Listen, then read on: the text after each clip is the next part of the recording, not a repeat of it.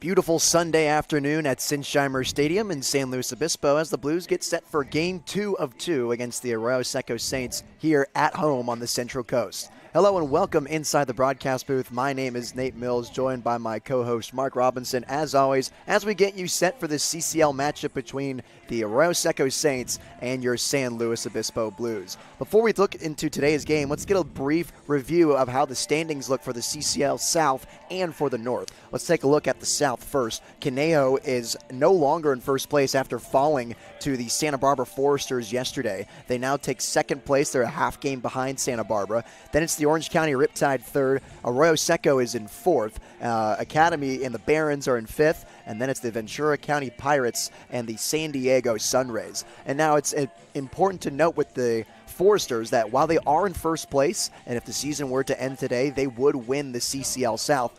It doesn't matter because they don't play in the postseason for the CCL. They head out to the middle of the United States to play in the ABC World Series. So come time for the postseason, we will not be seeing Santa Barbara. So if it were to end today, Arroyo Seco would actually be in the CCL South postseason, even though they are fourth in the standings and a game and a half behind Santa Barbara. So right now, the Arroyo Seco Saints are a playoff team as they're fighting to stay in that mix in what has been an absolute dogfight this season for the CCL South. Now let's take a look at the North. The Walnut Creek Crawdads still lead the North there. They're 2.5 games up on the Sonoma Stompers. SLO 4 games behind as Sonoma's begin to pick up some fire, and they now take sole possession of second place. Just out of the playoff spot, just a half game behind San Luis Obispo, are the Menlo Park Legends. They were a number 2 solidified spot throughout this whole season, and they've hit a bit of a skid. They had a 4-game losing streak. They just snapped it. And below them, it's the San Francisco Seagulls and the Alameda Merchants, 2 affiliate teams that will not be participating in the postseason, even if they are in that top ranking.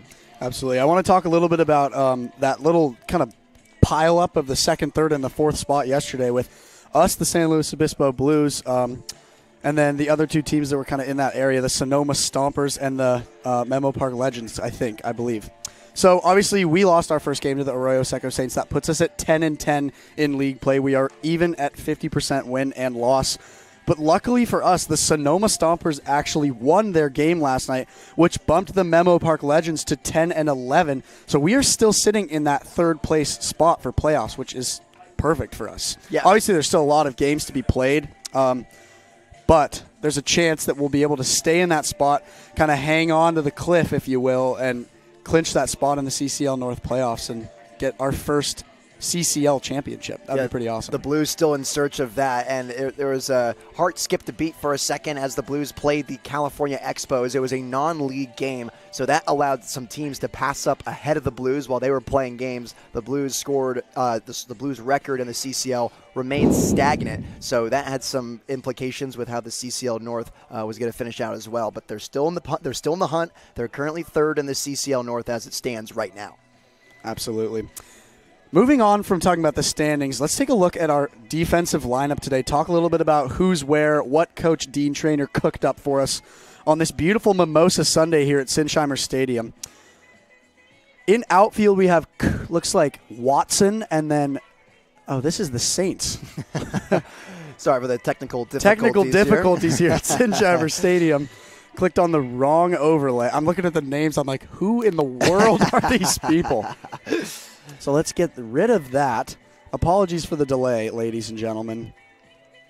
Well, I'll just tell you who is around the defense. So in the outfield, it's Max Lane in left, E.J. Royal in center, and Jariah Lewis in right. And that outfield is what I like to call the no-fly zone. There's so much speed going around at all areas and with the grass guys. I mean, Lane, Royal, and Lewis, 3 of the fastest people on the team. And I'm really liking the middle infield that Dean Trainer built today as well, with Jared Medham at shortstop and Braden Jeffries at second base. Medham, a defensive plus player for the Blues, and he certainly showed it at St. Mary's when he won the 2023 West Coast Conference All-Freshman Team Award. The native from Half Moon Bay can certainly sling it over there at short. He's makes some good plays as well. And Braden Jeffries, it goes without saying, he's just been such a star for the Blues this summer, coming in late and joining right around the time the San Luis Obispo first started conference play. And ever since then, he's just been on an absolute tear. He's only 18 years old and leading the CCL in league batting average. I've been really enjoying watching Braden Jeffries bat. I specifically watched him take the number 2 spot in the lineup in Santa Barbara on July 4th, and he was taking very good approaches at the ball, getting a lot of good hits, and just playing smart baseball. He's been a very sleeper addition to this team this summer, if you will. Correct me if I'm wrong, he's heading to Michigan in the fall, right? He is, yes. To be a true freshman? Yes. That's going to be a lot of fun. I love seeing these young guys come out and get some reps here in San Luis Obispo before they even start their collegiate career as a baseball player. And what a great way to start dialing in, kind of facing college players, facing a little bit more of an environment that you'll expect to see at Michigan. The only difference would maybe be the relaxed feel of summer ball, and of course you're playing with a metal bat in college baseball. So hopefully Braden Jeffries is hitting the ball even harder, faster, and farther as a Michigan Wolverine. I'm really excited to see that. Well, that's the thing about Braden Jeffries, too, that is just so impressive, and I've said this a million times before, but he hasn't even had an official collegiate at-bat yet. He hasn't even set foot on campus at Ann Arbor, and he's already producing like this in front of college-level pitching. It's just incredible what he's been doing. Although the slugging numbers haven't been there, well, they're only there because of his high batting average. He's hitting above 500 on the season for San Luis Obispo, which is ridiculous, and that's why his slugging is so high. It's a few ticks above his average, which currently sits at 462. He slugs 558. So he's a guy that's going to slap the ball just out of the infield, and he's going to get on base for you and use his speed around the base pass and come around to score for the Blues. He and E.J. Royal are two guys that simply should not leave the lineup for San Luis Obispo, and they're both starting tonight in an important game against the Saints as they look to split this one up. Yeah, absolutely. Nate, Casey Borba at third base. What do you think of that? I know we've seen Gavin Constantine pretty consistently over on the left side of the infield. He's been playing phenomenal. He's had a lot of amazing pickups. I saw some really good plays once again on July 4th in Santa Barbara from him. He's playing smart, getting over the ball, making sure that that thing does not get past him. He is a wall, almost like a hockey goalie, if you will, just not letting anything go past him. This is so random, but do you remember the one time on our KCPR Cal Poly news show when the word of the day was aegis, right? He's an aegis for third base. Wow, that's a good memory right there. I cannot believe I remember that. Yeah. Anyways, switching it up to Casey Borba, what do you think about that on the infield side? Well, Casey Borba has impressed me ever since he set foot at Sinsheimer Stadium and he was taking reps in batting practice over at the hot corner. He's just so smooth with his hands, and he makes a lot of throws on the runs. He's got a missile over there at third base, and I'm very confident in the game he'll have today. He has had a few errors, I think more errors than any third baseman on this Blues roster, but day in and day out, he's pretty reliable nonetheless. He has been getting more reps over at first base, but Dean Traynor wanted to give Zach Tullerman some more playing time with his 300 batting average as well. So I like that. I like Casey Borba over at third. He's going to make some fun plays out there down the line. Yeah, definitely. Nate, let's talk a little bit about some improvement points for the San Luis Obispo Blues as they hope to split this one up against the Arroyo Seco Saints. I think there's two big things that this team can work on today to get the edge over Arroyo Seco and hopefully take the win. And as simple as these two improvement points are, they're crucial, they're important, and they're the solution to getting a win today. The first one, as simple and clear-cut as this sounds, hitting. They need to time their hits better. They need to get more hits. There was only 3 hits total after the 5th inning for the San Luis Obispo Blues yesterday. Nate, what is the key to heating up in the batter's box for the boys in blue today? Well, I think a lot of the outs that were produced yesterday from Blues hitters were pop-outs in the infield or pop-outs in the outfield. A lot of guys mechanically are seeing those pitches coming up in the zone, and instead of those keeping their hands near their right ear, it's starting to sink down towards their right side. And when your hands come up through that, you're going to hit underneath the ball every single time. And that's where we see the frustration and the bats being thrown and guys jogging down to the base. So I think the Blues have to learn to go back to their line drive approach that they've had throughout the majority of the season, and hopefully that'll find gaps. You know, you can't just tell yourself to hit a gap as much as people would like to say. You just want to throw the barrel on it and hope it finds a hole. If they just keep getting a solid barrel on the ball and getting high exit velocities, the hits are going to come through no matter what. Absolutely. I love the fact that you are 2 birds with 1 stone on your commentary. You get to, like, you could go out there and coach, it sounds like, all the physical mechanics you're showing me over here, because, I mean, Nate, you had your days playing college ball, and it's no secret that you were a very notable player out on the field. It's awesome to get to hear you talk about the aspects of hitting. As a player yourself, that's something that I don't have the luxury to do. If we were talking about tennis or lacrosse, I could tell you all about proper swing technique and all the different ways that you can be a strong player in those sports. And obviously, if we're talking about hockey, I can't personally relate to it, but I think I'd have a little bit of a sense of how you can be better. But, I mean, baseball, it's just I haven't played baseball since 8th grade. So I feel like I do a decent job talking about it, but I can't give you the physical mechanics. Anyways, getting into the second point of improvement for the Blues, another very simple one, throwing strikes. We saw 8 walks yesterday from the pitching side. What can the Blues do today with their starting pitcher to get more pitches in the zone and strike batters out? Well, luckily for San Luis Obispo, John Damazio, who's the team leader in strikeouts, is getting the nod today with Dean Traynor. He's got 36 in his 22 innings pitched. That's the best ratio on the team as well. Matter of fact, he's 5th in the CCL in strikeouts per 9. But he also... it's either strikeout or it's walk for John Damazio, as he's 7th in walks in CCL play. So if Damazio can hone that stuff into the zone, it's really gross. I mean, that two-seam is coming in at you for the right-handed hitter. It's going to tie you up in at your body. So if he can just live with that two-seam and throw that slider, splitting the lanes like this, I think it'll be a good day for the Blues. Absolutely. Very excited for this hot Mimosa Sunday for some baseball. Nate, it's always a pleasure to come up here. Yes, sir. Talk some baseball with you. We will be live with the game in just a few minutes here. First pitch coming up at around 2 o'clock. Thank you very much for joining us on the SLO Blues streaming network.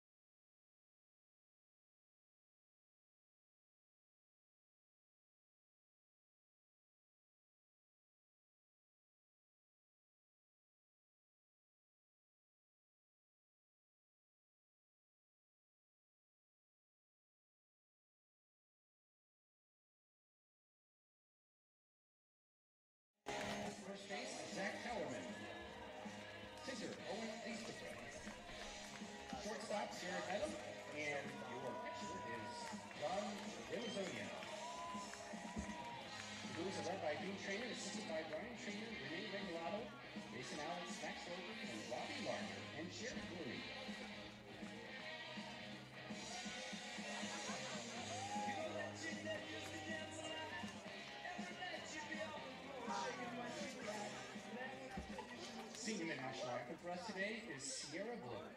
Ladies and gentlemen, at this time we ask you to please rise and kindly remove your hats.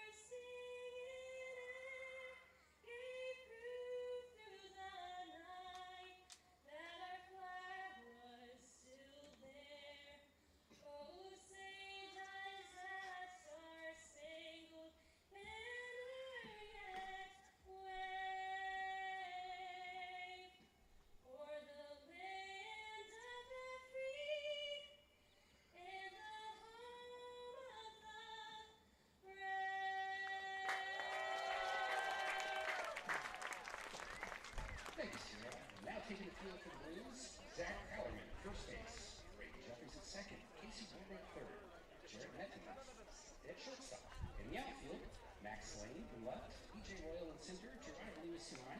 Sunday afternoon baseball at Sinsheimer Stadium and another beautiful day on the Central Coast for some CCL baseball. The Arroyo Seco Saints coming into SLO to face the San Luis Obispo Blues at Sinsheimer Stadium.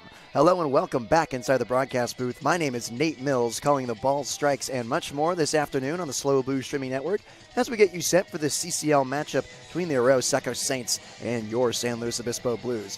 First, let's take a look at the defensive alignment for Dean Trainer's Blues. Calling the signs, it's Owen Estabrook with Zach Tollerman over at first base, Braden Jeffries at second, Casey Borba at the hot corner with Jared Medham at short. Outfield left to right, all speedsters, Max Lane, EJ Royal, and Jariah Lewis, with Nico Button doing the designated hitting. And on the mound for San Luis Obispo, it's John Damazio, the right-handed pitcher from St. Mary's. This is his fifth start of the season and his seventh appearance. He has a 2-0 record, and in 22 innings pitched, he's allowed 15 hits, 9 runs, 8 of them earned, with 13 walks and his 36 strikeouts.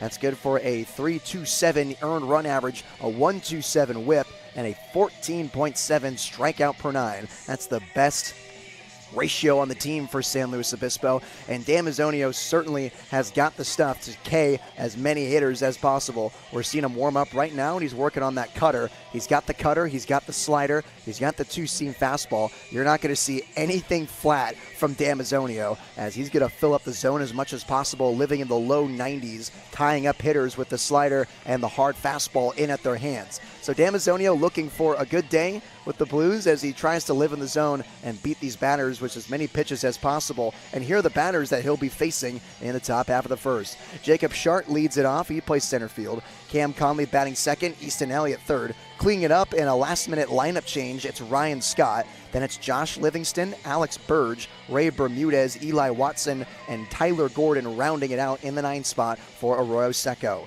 And a little tidbit here, 7 of the 9 hitters this afternoon for Arroyo Seco are all left-handed. It was going to be 8 of 9 when Joey Donnelly was originally penciled in at first base, but with that last-minute change to Ryan Scott, it's since changed to only 7. I'm saying only like it's a low number.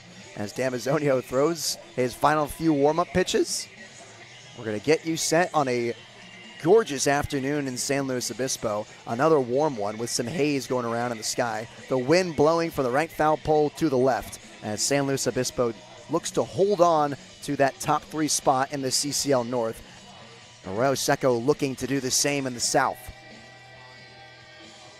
They have a pretty healthy lead, however, with Santa Barbara Foresters not going to the postseason. So right now they're in the lead for the CCL South. All the other 3 teams battling for second place would make the playoffs. A big gap from Arroyo Seco and Academy Barons. Academy 6 games out of first, where Arroyo Seco is only 1.5. So they're just trying to stay in that pocket, and they're doing it today against Damazio, who comes set from the stretch. Casey Borba playing up on the grass as the first pitch is delivered at 2:05 p.m. It's a fastball missing up and outside. 1 ball, no strikes. 2:05 is the start, and first pitch weather, it's 80 degrees and hazy in San Luis Obispo. Second offering is another fastball that misses up and outside. 2 balls and no strikes. And this is the thing with Damazio that we talked about in the pregame show. He's either a walk guy or he's a strikeout guy. He doesn't get a lot of contact whenever he's striking out guys, and then when he's not in the zone, he's missing in that spot up and away. Here's a 2-0, and there's a fastball that misses high again. 3 straight balls to the leadoff man, Jacob Shart, who's hitting left-handed and playing in center field for Arroyo Seco this afternoon. Damazio comes set as the middle infield leaves the middle of the field wide open, and there's a cut fastball in there for strike 1. Damazio throws his first strike of the day in his 5th start for the SLO Blues. Shart, the left-handed batter from Cal State Fullerton, one of the more dynamic players in the CCL, fouls that fastball straight back for strike 2. So now a full count to the leadoff man from Camarillo, California, entering his junior season with the Titans. Shart leads the CCL in league hits, and he's second in batting average as well as slugging. The team leader in many statistical categories for Arroyo Seco. Payoff pitch, just swung on and missed for strike 3. Damazio comes back after throwing 3 straight balls and gets the strikeout against their best hitter. One gone here in the first inning. Nice job by Damazio, not getting too rattled by the moment. Starting off the game with 3 straight balls, the first game jitters, and a pretty light crowd at Sinsheimer today. I think fans were anticipating the warm weather, and they're actually getting a perfect day here at Sinsheimer Stadium. As the 2-hole hitter Cam Conley, the second baseman, bats with now 1 out on the strikeout swinging from Shart, as this one swung on and fouled right behind home plate. No balls and 1 strike. There's that 2-seam fastball tailing in towards the hands of the right-handed hitters. And as a right-handed hitter myself, I just despised hitting that pitch, especially when it would start in the middle of the plate. It looks so tasty to swing at, and you do, and it comes out your hands, and you nearly destroy your bat with how hard it hits your knuckles. So he gets jammed again on a fastball pounded inside, no balls and 2 strikes. And I think that's the key for Damazio this afternoon as well. He loves going in on the kitchen, whether you're right-handed or left-handed. He doesn't discriminate on pounding the fastball in on the hitters. Here's the 0-2 offering, and it's a fastball that misses high. Good lead from Cam Conley. 1 ball and 2 strikes. I always talk about that chocolate mousse to the hitters, a fastball up in the zone, especially with 2 strikes. It just looks so good, so tasty, but it's so bad for you to swing at.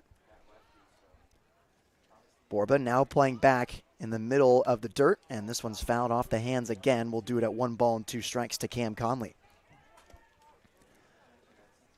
Conley, a rising junior at Pepperdine. Didn't play last season with the Wave, and played the 2 years prior to that after being ranked the number 15th shortstop in the state of Pennsylvania, where he was born and raised in Lincoln University. 1-2 is softly tapped down the third base line and foul. We'll do it again at 1 ball and 2 strikes. Gavin Constantine, who has the day off, is also playing ball boy. He just delivered 4 to the home plate umpire. As Damazio looks to win the battle against Cam Conley. The former top 100 overall prospect back on the East Coast in Pennsylvania. 1-2 is fouled straight back to the net. Good battle from Conley, staying alive with 2 strikes. There's the bat boy. Wearing the SLO Youth Baseball Royal Blue tops. Arroyo Seco wearing some blue tops as well. Some interesting designs on the shoulders as well. Looks like tan and powder blue. Going from one shoulder to the other, as chasing that chocolate mousse upstairs is Cam Conley for the 2nd strikeout of the day. 2 outs, 2 Ks for John Damazio, and now it's Easton Elliott, the 3rd baseman, batting 3rd and hitting left-handed. Lots of left on right matchups, and this favors Arroyo Seco. The left-handed batters just have an easier time picking up the ball from the right-handed pitchers. And the Blues only have 2 left-handed pitchers on their entire roster. One of them threw yesterday in Jack Sand. He surrendered 3 runs under his name, as that first offering misses up and outside for ball 1. Other than that, it's Omar Reynoso, the Bulldog from College of San Mateo, at Dean Trainer's disposal for the bullpen. So Damazio slowly comes set from the stretch with no one on, and a 1-0 count to the 3-hole hitter. This one's fouled straight back and out of play. 1 ball and 1 strike to Easton Elliott, the native of Andover, Kansas. Former JUCO Bandit from Johnson County Community College, and now a Golden Eagle at Oral Roberts.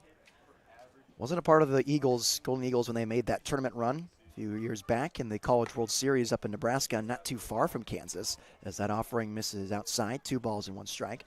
But he did play for them last season, just missed them, making that tournament run. He started in 11 games, hit a .244 batting average with 3 doubles in his 10 hits, .317 slugging. So he can hit it around the yard a bit, but Sinsheimer is known to contain a lot of hitters, as this one's softly lifted in the left field. Max Lane catches it flat-footed for the 3rd out of the inning. 3 up, 3 down for John Damazio, who's pounding it in on the hitters for the Arroyo Seco Saints. We'll head to the bottom of the 1st scoreless. I'm Nate Mills on the SLO Blues Streaming Network.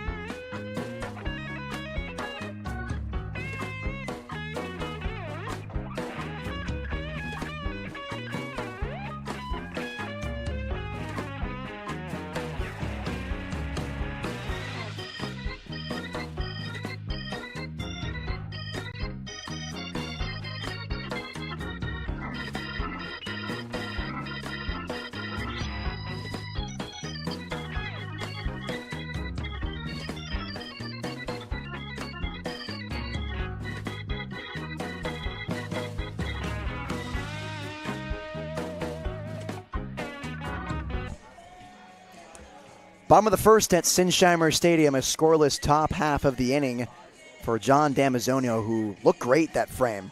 2 strikeouts and a soft flyout to left field. As due up for the Blues, it's E.J. Royal, Braden Jeffries, and Nico Button. Here's the rest of that lineup. Max Lane is batting cleanup. He's starting to catch some heat. Casey Borba batting 5th, and it's Jariah Lewis 6th. Zach Tarman 7th. Owen Estabrook, the catcher, batting 8th, and Jared Medham fills it out in the 9 spot. The 1-2 punch of E.J. Royal and Braden Jeffries has been fun to watch this season for the Blues, as Royal looks at the first offering low, 1 ball, no strikes. It's really these 2 guys leading in statistical categories. Royal just south of 400 with his average, 398, and Braden Jeffries, 462 batting average. Sorry about it. Softly hits this breaking pitch over the Blues dugout. 1 ball and 1 strike to E.J. E.J. more of a slugger than Braden Jeffries, though. He has 6 doubles, 2 triples, and 1 home run. That leads the team in extra base hits, whereas Jeffries only has the home run and the 2 doubles, but that home run was absolutely clobbered down at the Academy in Compton. As that 1-1 offering misses high, 2 balls and 1 strike. That was Jeffries' first game with San Luis Obispo, and he launched it down the right field line 380 feet. The ball, the ball jumps there down in Compton, but 380 is 380. That is legit for the 18-year-old from Valencia, California, as E.J. Royal spoils that one out of play. 2 balls and 2 strikes. Both of these hitters have been so consistent throughout the entire season. E.J. Royal, as of late, though, the strikeout numbers have seen an uptick. He has 15 on the year. That's the most of anyone in today's lineup. 2-2. It's a half swing in front of the Blues dugout again. 2 balls and 2 strikes. The Utah Tech Trailblazer. But with those high strikeouts has come a higher exit velocity for Royal. That's where we're seeing those extra base hits. And that 1 home run that he hit at Walnut Creek, on that field, as small as it is, that's out at a majority of ballparks. Maybe not Sinsheimer the way the ball carries here. As he fights that curveball off his front foot, it rolls into the on-deck circle. 2 balls and 2 strikes again to E.J. Royal. So 37 hits on the season with his 93 at-bats. This is his 23rd start of the year for the Blues. And ever since opening day, he batted leadoff and hasn't left that spot since. 2-2 is popped up into shallow center field. Coming in on it is Shart, and getting called off is Watson in left field, and that's the first out of the inning. A fly ball to the left fielder and Watson. And I talked about on the pregame show, the Blues last night were getting under baseballs just like you saw there in E.J. Royal. The shoulder to the right-handed hitters dropping as the pitch is coming in, especially on elevated fastballs. They're catching the lumber just underneath the ball. They're popping it up, and you may or may not have heard the exclamation from E.J. Royal as he left the batter's box. He knew he just missed it and got underneath it and popped it out for the first out of the inning as Braden Jeffries takes a look at that sweeper for strike 1. And Jeffries, an absolute stud, batting left-handed as he shoots a base hit up the middle. Unbelievable, Braden Jeffries with a knock with 1 out here in the first inning. You can't stop him. You can only hope to contain him. There goes the no-hitter for Spencer Sid, tonight's starter for Arroyo Seco, a left-handed pitcher from Pasadena, California, and a Triton from University of California, San Diego. Matter of fact, why don't we go around the rest of the defense for Arroyo Seco? Alex Burge doing the catching today, with Scott last minute playing first base, Conley at second, Elliott at third, with Gordon at short. Outfield left to right is Watson, Shart, and Bermudez, with Livingston doing the designated hitting. And on the mound is the aforementioned Spencer Sid, left-handed pitcher from Pasadena, California, as he's up 0 balls and 1 strike to Nico Button, the DH, batting left-handed for the Blues. So typically we see Button throwing down the signs for the Blues. It is Owen Estabrook's turn in the 3-man rotation for Dean's catchers. But Dean wanted to get that bat in the lineup, and so he threw Button into the DH spot as he takes a look at strike 2 down the middle. Looked like a cut fastball. Button this season, a .289 batting average, 4 runs batted in. He has 3 doubles on his 11 hits. Taken for strike 3, off speed, right down the middle of the plate. Button leans back and takes a stroll back into the dugout. Nico strikes out on 3 pitches.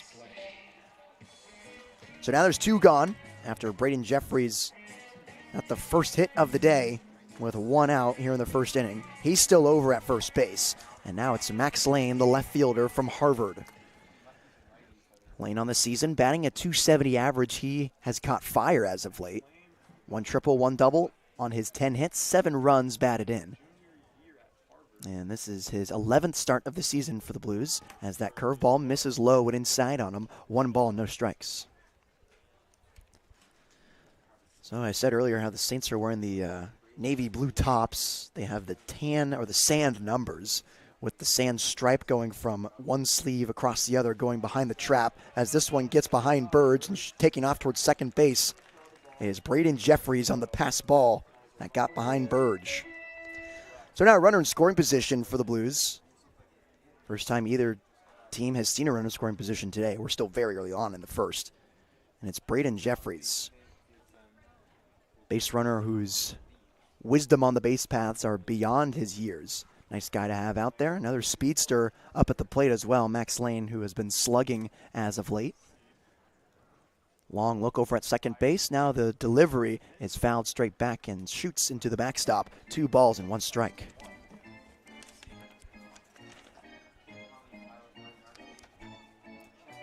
Max Lane against the California Expos in the non-league play had 2 base hits, a 97-mile-an-hour single in the 8th inning, and a single in the first where he stole 2 bags. He stole second and he stole third. He came around to score eventually. Before that, he had an RBI single against the Foresters on the 4th of July, as that one misses outside. 3 balls and 1 strike. Hitter's count to Max Lane, but in the modern era of this game, you can't always just sit on the fastball, especially to a guy like Sid, who has liked to throw the slider early on. Been throwing it heavy with that fastball. There's a fastball elevated, and chasing after it is Max Lane for strike 2. Count's now full. A runner in scoring position in Braden Jeffries. Scoreless ball game in the bottom of the first at Sinsheimer Stadium in a very tranquil day at the park. Low murmurs in the orange bleachers. People hanging out, basking in the sun on the grass concourse. Children keeping the volume low, which is a rarity, quite frankly, at Sinsheimer Stadium. I think everyone's just a little bit drained from the sun this afternoon. Just trying to soak it all in on a classic summer day on the Central Coast. Payoff pitch, misses low and inside, almost hits Max Lane, and he's awarded a 2-out walk. Now 2 runners on for Casey Borba, the third baseman, batting 5th for the Blues. So now some speed on the base paths for the UT Austin Longhorn. Borba on the quest to collect at least RBI number 14. He's got 13 on the season, 3 doubles, 1 triple, and 2 home runs for Borba. And his .231 batting average, he has 12 hits in his 52 at-bats. One of those guys that you just see in BP, and that contact sounds different. You could be walking down the first base line, and you hear that bat to ball make contact, and you jet your head over to the batting practice bubble. You go, who is that? Oh, it's Casey Borba again. He's one of those guys. Max Lane's one of those guys. Cooper Witten, who's sitting this afternoon, getting a rest day, is also one of those guys. 1-0. It's an off-speed missing inside, almost hitting the back foot of the right-handed hitter in Borba. 2 balls and no strikes. So for Arroyo Seco, they're throwing a left-handed pitcher this afternoon. That's not something you see very often in the CCL, especially for a starter. With a right-handed heavy lineup for the Blues, it's the exact opposite for San Luis Obispo. As that one nudges the outside corner for a strike. 2-1 to Casey Borba. So the Blues are throwing out a right-handed pitcher, and Arroyo Seco throwing out majority left-handers. Up at the dish. 2 balls and 1 strike to Casey Borba. Looking for some damage. That right center gap is wide open as the outfield shades to the left. And there's an off-speed missing downstairs. 3 balls and 1 strike.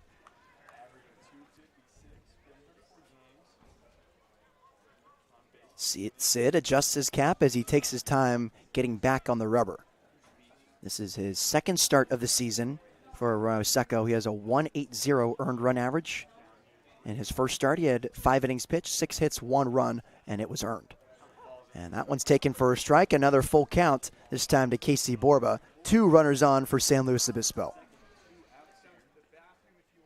Tallied up 6 strikeouts to his 2 walks as well. And that out pitch is that sweeper. We'll see if he goes to it here against Borba in a 3-2 count. Best offering. It's a slider. He gets underneath and it's softly hit down the left field line. Watson moves to his right, but it's out of play. And he has to stride back to the plate, holding his maple barrel underneath his left armpit. We'll do it again at 3 balls and 2 strikes. Sid from San Marino, California. Graduate of Flint Ridge Prep out there in Pasadena. And during his junior season at UC San Diego down in La Jolla. Made 5 collegiate starts last year, 47 innings pitched, a 5.25 earned run average. Payoff pitch misses up and away for ball 4. Bases loaded now for Jariah Lewis, one of the 3 left-handers in today's lineup. Back-to-back walks for Spencer Sid. He has matched his walk total in his 5 innings he pitched this season for Arroyo Seco. And that warrants a mound visit between Alex Burge and Sid. Wichita State shocker. Just trying to have Sid recollect himself. As Lewis steps up for the first time today.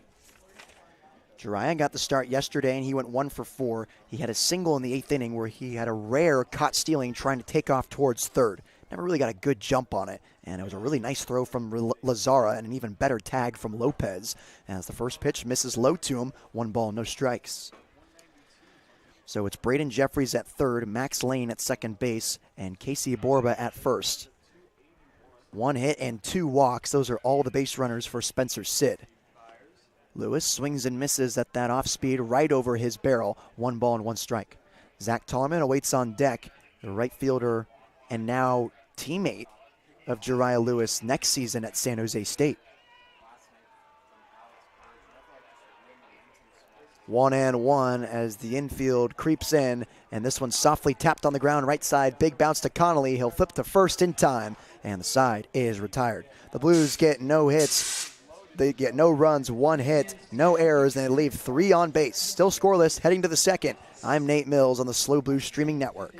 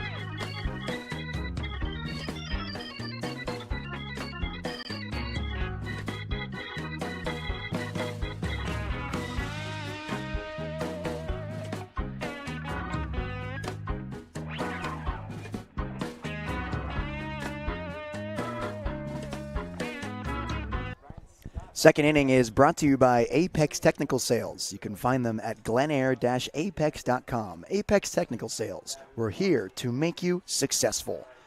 Scoreless ball game in the second inning as John Damazio went 1-2-3 against the top three against the Arroyo Seco Saints in the top half of the first inning. And now he throws first pitch ball to Ryan Scott, the first baseman who was tabbed into the lineup at the very last second. It was Joey Donnelly for the majority of the day. And a few minutes before game time, Ryan Scott gets the approval from their manager to head into this game. That's always a interesting thing to have. And I've certainly had a few moments of those in my time playing college baseball, but I was on the other end. I was Joey Donnelly there, and what a trip that is on the mental, as that fastball almost hits him up at his face. 3 balls and no strikes. Spend all day saying that you're going to be starting, and you take batting practice, and you're throwing on your jersey. Oh, by the way, we're going to put someone else. 3-0 to Ryan Scott, the first baseman, as that one's in there for a strike. Scott from Incarnate Word, native from the Colony, Texas. He's been to 3 different schools, all 3 of them in the great state of Texas. Went to Blinn Community College and Dallas Baptist his freshman season.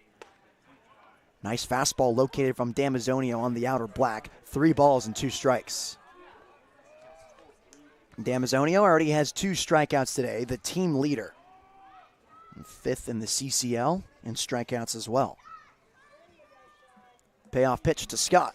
There's a fastball, and it's botched out of the glove of Estabrook, and that's taken for ball 4, a leadoff walk to Ryan Scott, the first of this game and Damazio's 14th of the season.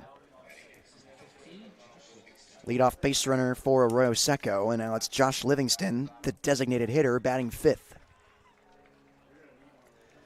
Livingston from Wichita State, a native of Prosper, Texas, getting the same vibes from the Santa Barbara Foresters and their ability to bring talent from the Midwest out into the West Coast. And usually I like to stay on top of my geography on this. I like to pride myself in thinking I know the different cultural areas of the United States, as that one misses up and away. And I know Ryan can attest to that as well, as he'll join me in the 4th inning. It's along the same lines of my knowledge of mascots and things of that nature, but I don't think you would call like that Nebraska, Oklahoma area the Midwest. Middle America. That one's hit off the hands and up into the screen. 1 ball and 1 strike to the shocker from Wichita State. Tornado Alley. I know that's an unofficial nickname. We won't get into meteorology on that one. As Damazio kicks around the rubber, taking his time getting back into the box is Josh Livingston. And he must be one of those guys, the game within the game that hitters play to try to throw off pitchers, just taking as much time as possible getting back into the box.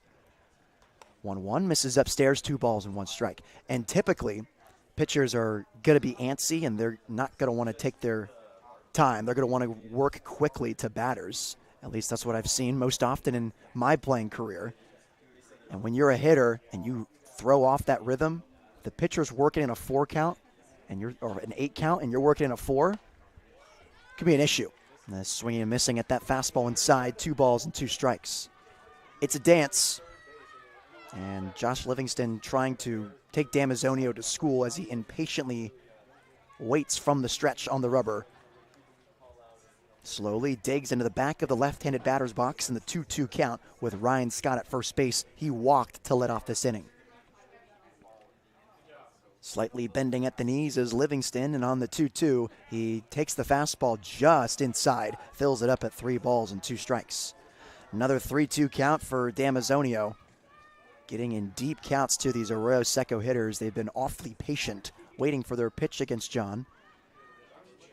As he's got some nasty stuff. They're just waiting for that hanging cutter, that hanging 2-seam, because they know it's not going to be flat at any point in their at-bats.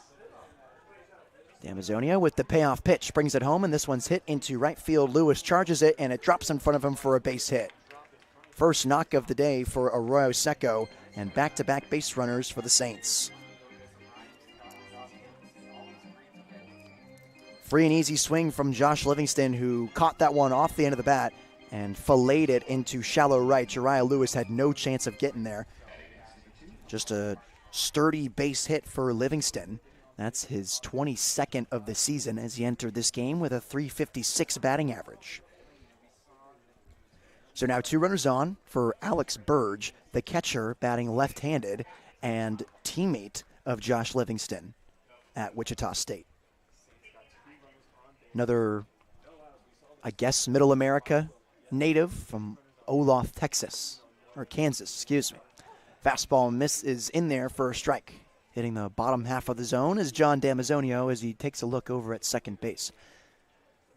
Outfield shaded just a tick to the left, the opposite way for the left-handed hitting Burge, who is .333 on the season with Arroyo Seco, 11 hits in his 33 at-bats, getting his 13th start today as he swings and misses at that slider low. No balls and 2 strikes. Redshirt junior, entering his redshirt junior year at Wichita State. He medically redshirted his first year and has played the last 2. Regressed from his redshirt freshman year where he batted .222, batted .159 this past season, and is on a pretty decent start so far this summer on the West Coast. 0-2 is softly popped up in the air left side. Max Lane moving back on it. He circles around, makes the one-handed grab. Runners stay at their stations, and that's the first out of the inning. Max Lane getting some reps out there in left field. He's got 2 in 2 innings, and one of them for the first out of the second. It's now Ray Bermudez, the right fielder, batting left-handed. 5 through 9, straight lefties. Bermudez is from Plantation, Florida, all the way across the country where he originally was a Hurricane at the University of Miami, was cut in the fall, and then transferred to Polk State College, where in 2023 he batted .309 with his 59 hits and 191 at-bats. Talk about sample size. He swings and misses at a fastball inside on him for strike 1. 0-1 from John Damazio with 2 runners on, 1 out here in the second inning. Still a scoreless ball game at Sinsheimer Stadium as the bottom of the order is due up. Here's the 0-1. And that's an off-speed, just missing outside. Esterbrook tried to frame it. Effort was not enough for the home plate umpire as it gets called a ball. 1-1 to Ray Bermudez, the Eagle from Polk State College. Didn't play with them last season, but in the season he did in 2023, he was second team All-Sun Coast Conference. 1-1 is hit hard down the right field line, but it'll be foul. 1 ball and 2 strikes. Hard hit strike for Ray Bermudez as Damazio hunts for his 3rd K of the day. To a hitter who is the 8th ranked outfield in the state of Florida when he was in high school. And that's no joke. Florida is a state known to produce a plethora of baseball talents, especially in high school. Here's the 1-2. Slider hitting the outside corner for strike 3. Big strikeout for John Damazio with 2 runners on, and there's 2 outs in the second inning. And that slider didn't have the movement that we typically see from Damazio. There's usually a lot more bite to it, and this afternoon we're seeing that frisbee effect, or as I like to call it, the flying saucer that goes from one batter's box to the other, and a light sweeper, if you will, that just kind of floats in there, and that's what he threw to tie up Bermudez for the 3rd strike. So now it's Eli Watson, the left fielder, batting 8th with 2 runners on, the Jeffersonville, Indiana native. First pitch to him. There's another slider, a little harder that time. No balls and 1 strike. Entering this game with a .300 batting average. He has 6 hits in his 20 at-bats, and he's making his 10th start of the season for Arroyo Seco. This is the Saints' 22nd game of the year. This is the Blues' 31st. Just a little over a quarter of the way through the season as Damazio double takes at second, and Watson fouls it straight back into the net. No balls and 2 strikes to the former Big Red from Western Kentucky and current Matador from Arizona Western out there in Yuma, Arizona. So he redshirted his first year out in Kentucky, then headed out to the Southwest to play for the Matadors, where he batted .319 and is currently uncommitted. A left-hitting infielder from Jefferson, Indiana. 0-2, off speed, missing just outside. Good stop from Estabrook. 1 ball and 2 strikes.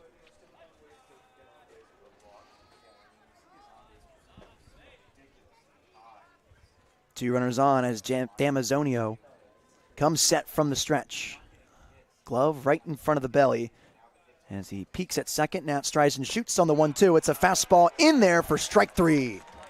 4th strikeout of the day for John Damazio, and he strands 2 runners on. 1 hit and no errors in a scoreless ball game heading into the bottom half of the second. I'm Nate Mills on the SLO Blues streaming network.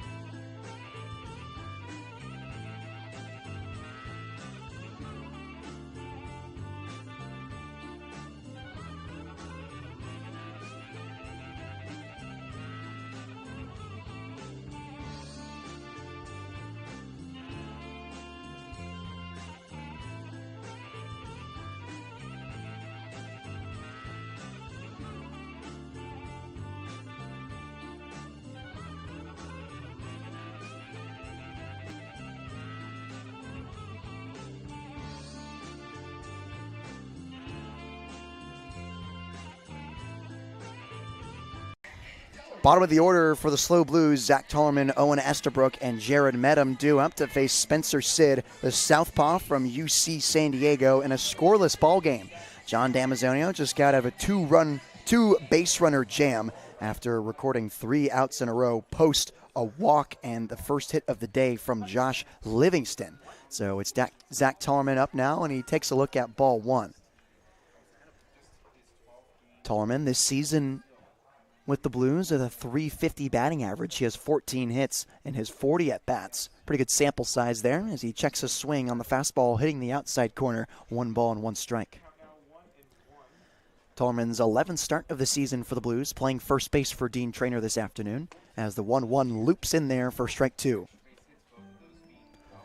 Off speed from Spencer Sid. He's been living with that slider, taking a page out of John Damazio's book and floating it in there the inner part of the zone. There's a fastball, misses high, 2 balls and 2 strikes to Tollerman. The key to Zach Tollerman's success this season has been slightly lifting the baseball. Last year with the Blues, he was continually pounding it into the ground as he lifts one here into shallow center field. Everyone converging on it, and diving is Bermudez, and he didn't make the catch. Base hit for Zach Tollerman, a bloop single, as the effort from Bermudez and right was not enough.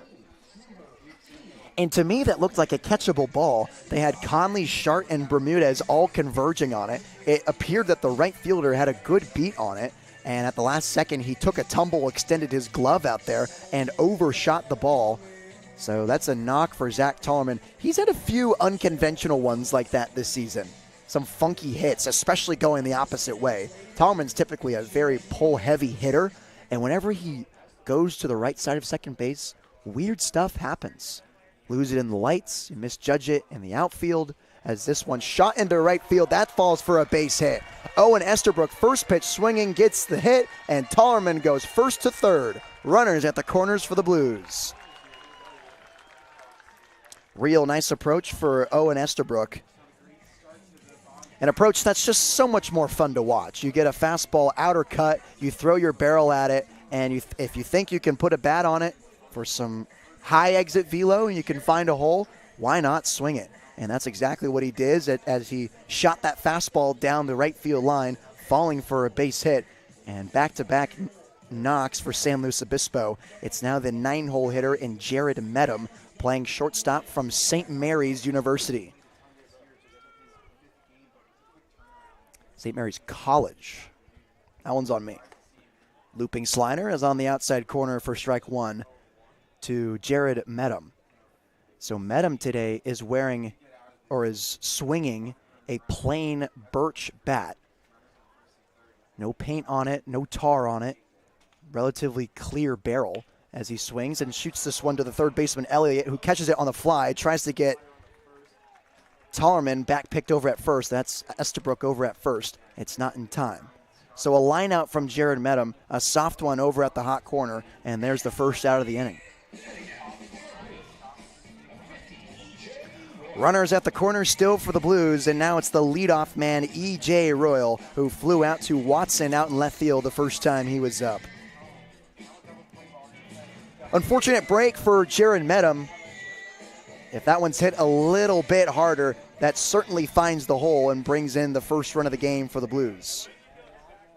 San Luis Obispo has 3 hits on the day, no runs to show for it. Trying to collect number 1 here as E.J. Royal shows bunt. Can't get it down as it rolls foul. No balls and 1 strike. And that's the old school strategy from Dean Traynor.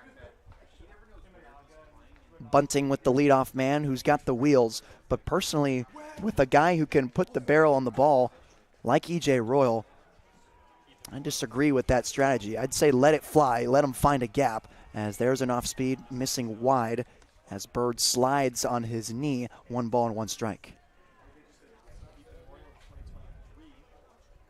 Runners on first and second. Infield playing at regular depth and a 1-1 count with 1 out. And that slider bloops in there for strike 2. And this might not even be the strategy of Dean Traynor. The way he has managed these Blues this whole summer has been very laissez-faire. Just kind of up to the player's discretion if they want to steal, if they want to throw a bunt down. As the 1-2 is late, and he shoots it over the Blues bullpen. 1 ball and 2 strikes again. I mean, we're seeing runners take off towards third. We're seeing bunts getting put down. And it appears that the hitters have a lot of freedom this season, which is always nice in summer ball. You're just kind of toying with the different parts of your game, and that's why you come out here and get the reps as the cut fastball misses inside. 2 balls and 2 strikes to EJ. Royal with 13 runs batted in on the season, trying to collect number 14. First run of the game, just 90 feet away, and Zach Tellerman, as the slider is hit into right center field, that falls for a base hit. RBI single for E.J. Royal as Owen Estabrook heads into third, feet first safely.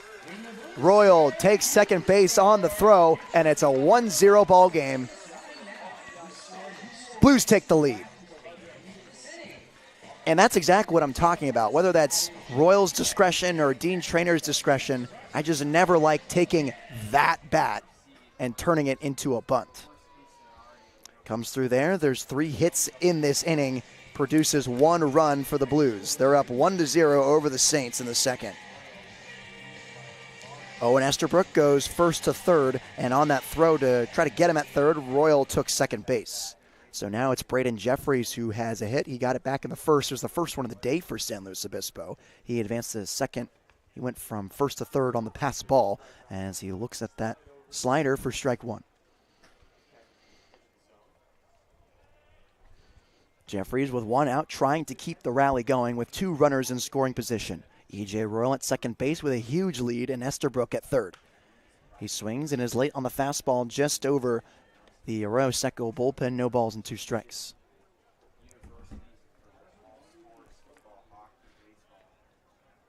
Outfield playing at regular depth. Wind very calm today. Not something you see very often. It's gone through phases, as a matter of fact. Blowing from right to left and now completely dead, as there's a nice stop from Burge, preventing that from going from the backstop. That would for sure be a run. But the future Golden Bear from Berkeley being a nice backstop today for his pitcher, Sid. So Burge is a former Wichita State Shocker and now will be heading to the West Coast to play for the Golden Bears next year. Here's the 1-2, and Sid delivers a fastball taken for strike 3. Second strikeout of the day for the Blues. Both of them are looking, and there's 2 outs here in the second. Good movement on that cut fastball from Spencer Sid. It tied up Braden Jeffries, and he takes the heel-toe express back to the dugout. That's Jeffries' 10th strikeout of the year. And his 54 at-bats, keeping that percentage pretty low still. As here's Button, who struck out last back in the first. Slider missing low as Sid licks his fingertips. 1 ball, no strikes. 2 gone here with 2 runners in scoring position. Blues struck first off the RBI single from E.J. Royal, going the opposite way in right center. 1-0, and it's a slider missing upstairs. 2 balls and no strikes. 2 backstops for California, right near the dish. Burge, a future one. Button, about to be an exiting one. He's entering his senior season up at Berkeley. Future teammates. Today, sworn enemies. 3 balls and no strikes to Button, left-handed hitting catcher, with Max Lane on deck. Button calls time and kicks around the dirt in the left-handed batter's box. Finally gets a grip and steps right back in the middle of the chalk, which is essentially non-existent. Left-handed batters kicking it around. It's seen a lot of action from these Arroyo Seco hitters. As there's an off-speed, misses low, and there's a walk to Button. Bases loaded now with 2 outs, and Max Lane stepping up to the plate.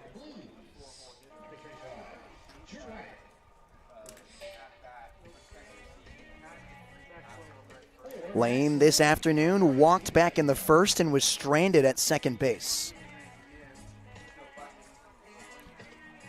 Blues, last time they had the bases loaded, it was the last inning, and they stranded everyone on after the ground out to second base from Jariah Lewis.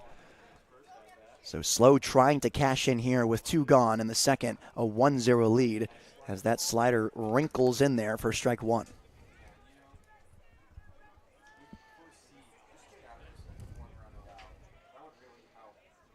Max Lane awaits in the back of the right-handed batter's box. Here's the 0-1 offering. It's hit on the ground hard left side, but it's foul. No balls and 2 strikes to the Crimson.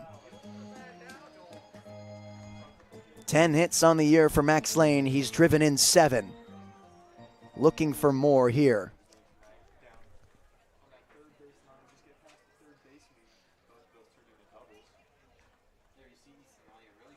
Here's the 0-2 to Lane. He swings and is late on it and fouls it right back into the net. No balls and 2 strikes again. Blues hitters have walked 3 times today. Nice patience for this offense as they're doing it all.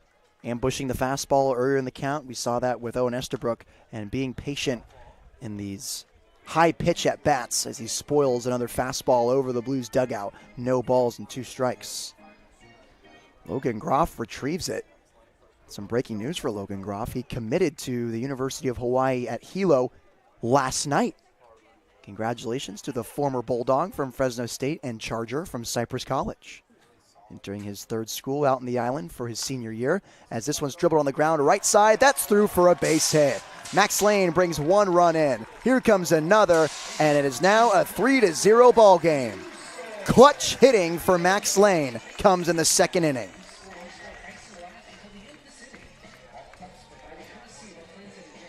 Wasn't the hardest hit ball off the bat, but it's good enough to find a hole and bring in 2 runs for the Blues. And I talked about in the pregame show how San Luis Obispo has been getting under the ball as of late, especially in last night's contest. It made it difficult them to string together hits and string together innings where they could produce a good amount of runs as they lost 4-2. You saw there, Max Lane didn't hit it all that hard, but it was bounding enough and straight enough to get through the infield and produce 2 runs for the Blues. So now meeting at the mound with Spencer Sid as there is an arm getting loose in the bullpen. And one of these days I got to check to see what the condition is of the visiting bullpen, because the past few days teams have not been using the dirt hill that is currently there. It's like flat ground bullpens almost. As the long conversation on the mound continues, Casey Borba does some stretches. Rene Regalado, the third base coach, returns to the field today after a day off yesterday. Wanted to stay out of the heat over at third base. He made Mason Alex go over there. Now Alex returns back to first. Rene back at third. Regalado having a chat with Max Lane.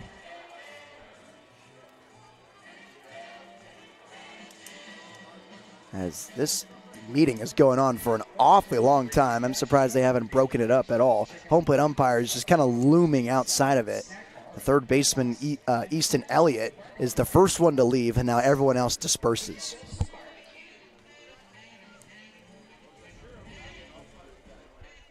Three-run inning for the Blues. 4 hits, 3 runs, and 2 gone for Casey Borba, who walked his last time up. Playing the hot corner and batting 5th for the Blues this afternoon.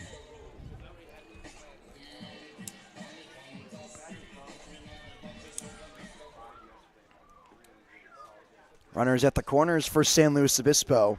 Estabrook came in to score off the Max Lane RBI single. Is taken off towards second as Max Lane, and there's a stolen base. That's Lane's 3rd of the season, and it comes with 2 outs in the second.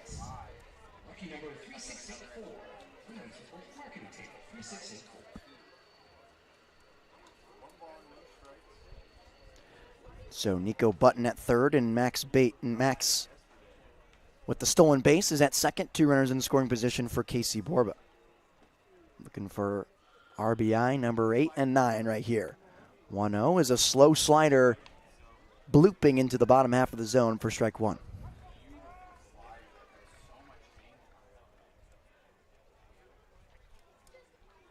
Infield playing at regular depth. The shortstop Gordon shifted towards the line. Big gap up the middle as the 1-1 misses low. 2 balls and 1 strike. Wanted to get the trigger from Casey Borba there, but he never thought about it for a single second. Nice discipline for the Longhorn hitter. He's had a good amount of action his true freshman season out in Texas. And will be returning to Austin as he hits this one in the air to left field. Watson ranging back. He circles around, makes the one-handed grab, and the side is retired. But the Blues get 3 runs on 4 hits, no errors, and they strand 2 runners on. It's 3-0 Blues heading to the 3rd. I'm Nate Mills on the SLO Blues streaming network.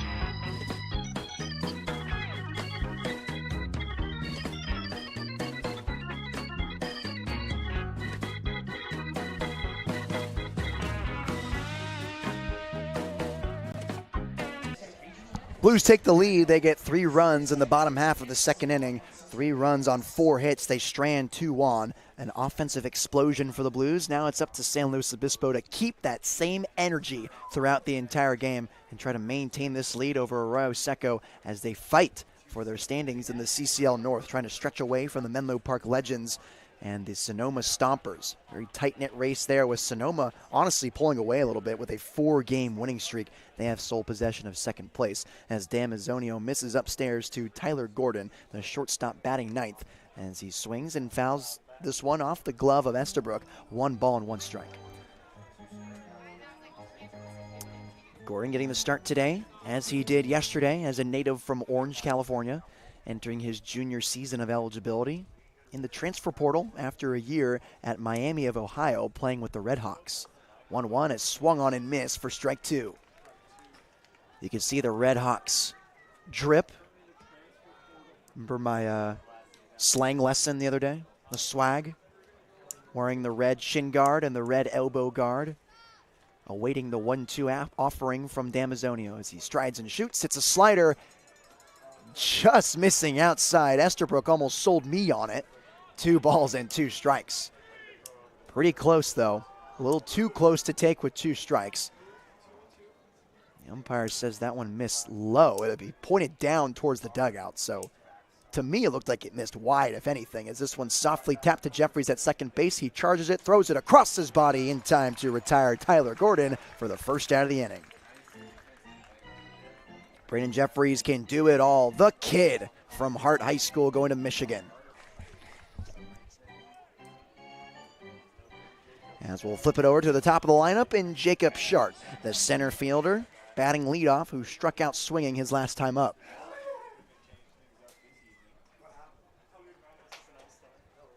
Casey Borba with his toes on the infield grass. Tallerman heels on the outfield grass as the first offering to Sharp is a slider that bites in there for strike 1.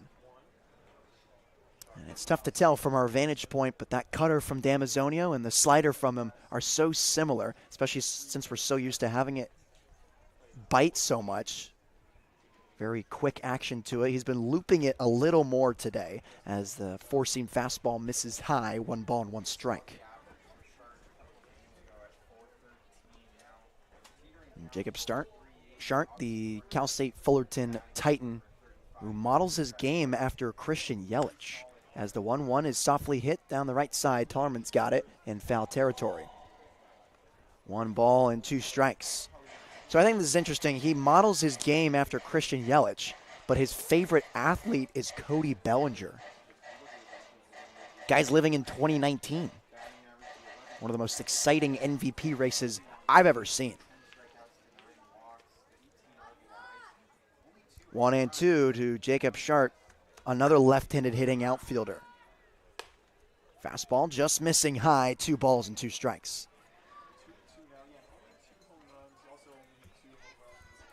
Speaking of MVPs and All-Stars, the All-Star game is coming up down at the Academy, MLB Youth Academy in Compton.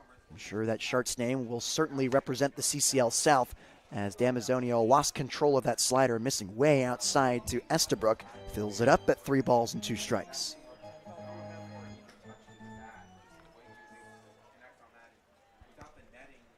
Infield playing back against Sharp in the 3-2 count. Payoff pitch from Damazio. It's a slider taken for strike 3. Damazio has struck out Sharp 2 times today. That's his 5th in 2 1/3 innings of work.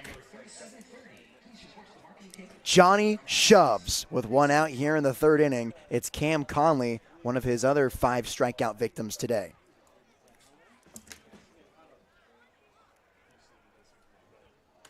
Two gone for the second baseman, batting right-handed, as he waves at that fastball for strike 1. So Cam Conley last season with Pepperdine saw a regression in his workload.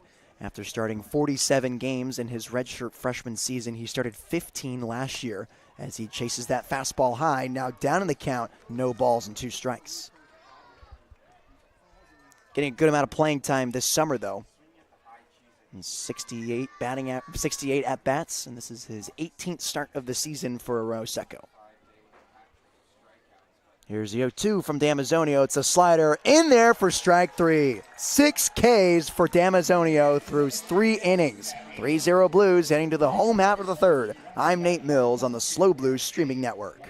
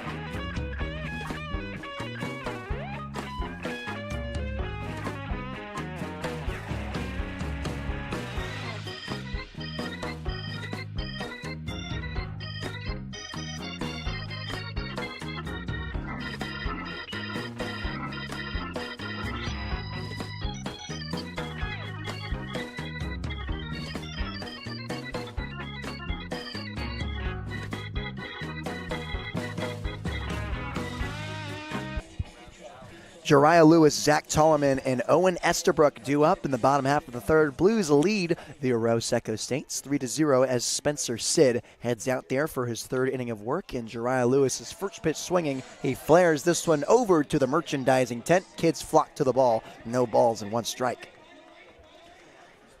This is Lewis's second at bat today. And grounded out to second base to end the first inning in a bases-loaded situation as he flares this one in foul ground. It lands into the Saints bullpen. No balls and 2 strikes to J. Lou.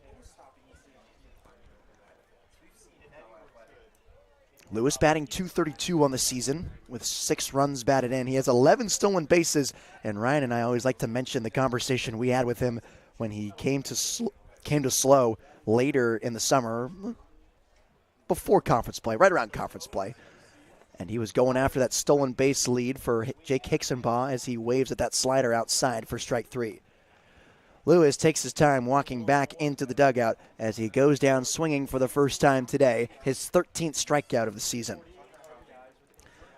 Good at bat for Spencer Sid. He just toyed around with Lewis, had him late on all of his fastballs, and then hit that slider on the outer half. Lewis went fishing for it. It just seemed that Sid was in control that entire at-bat as there's 1 out now in the third inning, and Zach Tollerman, who had a bloop single to right field and came around to score, is now up after a slider missing outside. 1 ball, no strikes. That's Sid's specialty, the crafty left-hander, just picking away with that off-speed on the outer half, on the inner half, just not leaving it in the zone. They check his swing, and they appeal to first. He didn't go around. 2 balls and no strikes to Zach Tollerman, who entered this game with a .350 batting average. The new Spartan at San Jose State. He committed the morning before Game 2 of a 2-game set between Walnut Creek up in Northern California, as he's the recipient of strike 1 here. Another off-speed pitch from Spencer Sid. Here's a 2-1. This one's hit hard out into left field. Ranging back is Watson. The ball hits a wall in the atmosphere. He grabs it with one hand for the second out of the inning. Fly ball from Tollerman, and I talked about a little earlier, the key to his success has been putting a little more air underneath the ball. If you saw him play last summer, if you see on the SLO Blues streaming network or at any point, you know that he was just pounding him straight into the ground. It was easy plays for the infielders on the left side, the third and at shortstop. But now that he's been able to lift the ball a little bit more, we're seeing those extra base hits happen. We're seeing those home runs come to fruition. And that's the game he played at Cuesta College when he was a 2-time All-State member, the only Cougar to do that in school history. And we saw it there with that flyout. He just got underneath it. He certainly has the power to put one out here. We've seen him do it. But it doesn't help when you get underneath it and the wind is blowing directly in from center field. As Estabrook flares that one up and out of play for strike 2. No balls and 2 strikes to the Columbia Lion from Santa Barbara, California. He enters this game with a .241 batting average, and he just increased it after his first pitch single going the opposite way in the second inning. Back-to-back hits for the Blues at that point. 0-2, he chases the fastball upstairs for strike 3. 3 up, 3 down for the Blues in a 3-0 ball game. They lead the Saints heading into the 4th. We'll say, oh, dude, hey, how's it going? To Ryan Giacomini. I'm Nate Mills on the Slow Blues Streaming Network.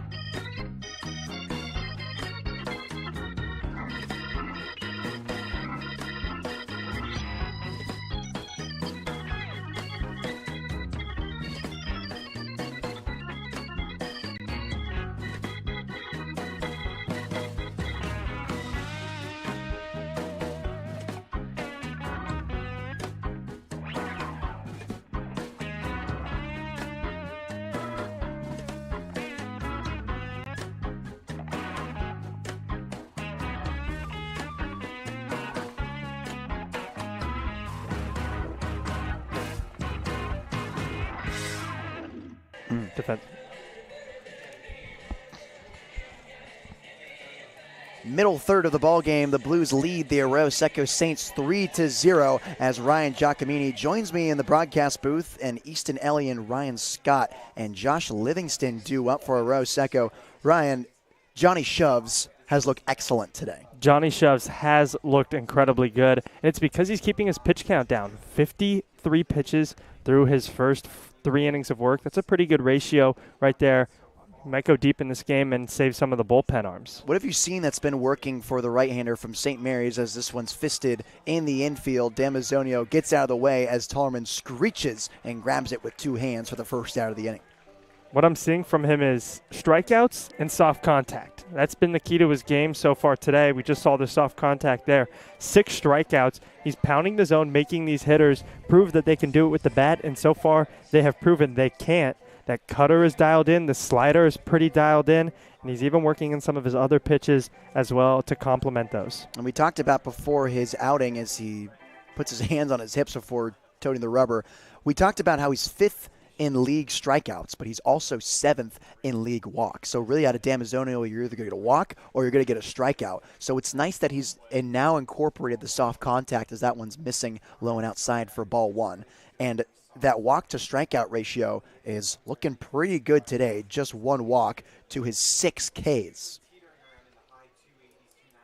There's the 1-0. That's hit softly up and over the press box. 1 ball and 1 strike. Keeping the walks down is going to be a key part of the success for not just Damazio, but the entire Blues staff as we head to the end of the season and into the playoffs.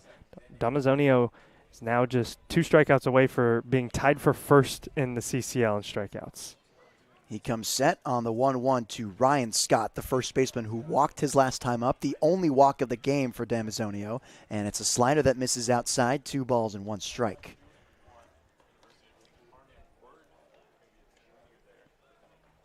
Scott. What's been most impressive is how lefty-heavy this lineup is, and Damazio is working through it. 2-1, hits Scott right in the hip. He loses his glove, has to put it right back on his hand, and there's the inaccuracy from Damazio coming there with the hit by pitch. It's just his 3rd in league play.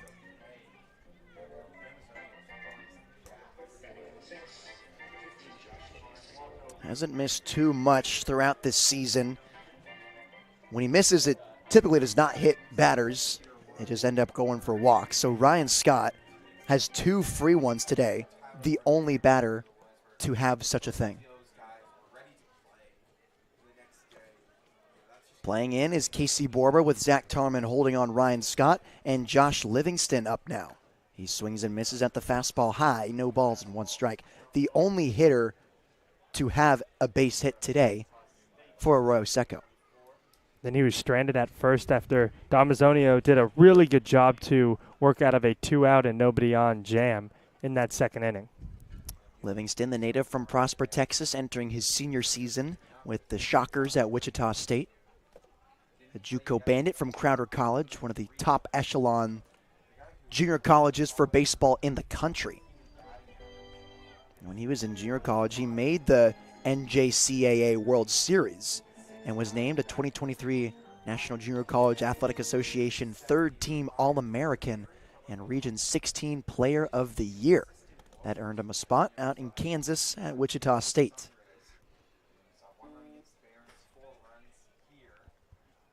One and one from Damazio after the long hold. He comes inside with the fastball, 2 balls and 1 strike. Do you know what a shocker is? I don't. A wheat shocker. That's how they harvest wheat. The more you know. Damazio gets his grip as he stands behind the mound. Takes the hike on top and dusts the dirt off the rubber. Damazio been messing around with his tempo. I talked about it before you joined the broadcast. So pitchers typically will err towards working quicker than working slower. And Damazio has shown signs of being impatient, and other times he is just taking his sweet time getting back on the mound as that misses low, 3 balls and 1 strike. Some pitchers just really like to get in that rhythm. They get the ball, take a breath, they do what they normally do, and then they get on the rubber. But like you mentioned, between every pitch, he's kicking around a little bit of dirt on the mound, talking to an infielder, making sure that everything is perfect for him before he toes it. That's the beautiful thing about this game. Everyone has their different styles and what works for them. As the 3-1 is softly hit up out of play, 3 balls and 2 strikes. There's some pitchers that'll be like Damazio that'll smile and talk to players and kind of mess around and talk the glove and toss his glove. Other guys are just stone cold, straight face, do not talk to me. I will shove you if you breathe in my direction. I think I know a guy like that named Cody Albright, deemed the chillest man in America, but when he's on the mound, he makes no emotion. He is just incredibly locked in. Payoff pitch, misses low and inside, and there's another walk to Josh Livingston. 2 on the day for Damazio, and the second free 90 this inning. Now he's going to have to work out of another 2 on jam. So he gives up back-to-back free 90s. He was able to do that last time, and it was with these same base runners in Ryan Scott and Josh Livingston. Scott was on second, and Livingston was at first. So maybe deja vu all over again for John Damazio, as Alex Burge is up now. He flew out to left field for the first out of the second inning last time he was up. The DH going the opposite way, and Burge is a former Shocker himself. Now committed to Cal Berkeley, where he will play for the Golden Bears as a native from Olathe, Kansas. as Damazio steps off and has a conversation with his catcher Estabrook, going over the signs as he covers his mouth with the glove. Outfielders pacing around in the grass, enjoying the sun at Sinsheimer. Gorgeous day at the ballpark. Wouldn't want it any other way. Mimosas flowing. It's Mimosa Sunday at Sinsheimer. Arguably the best day here at the ballpark. Some may say.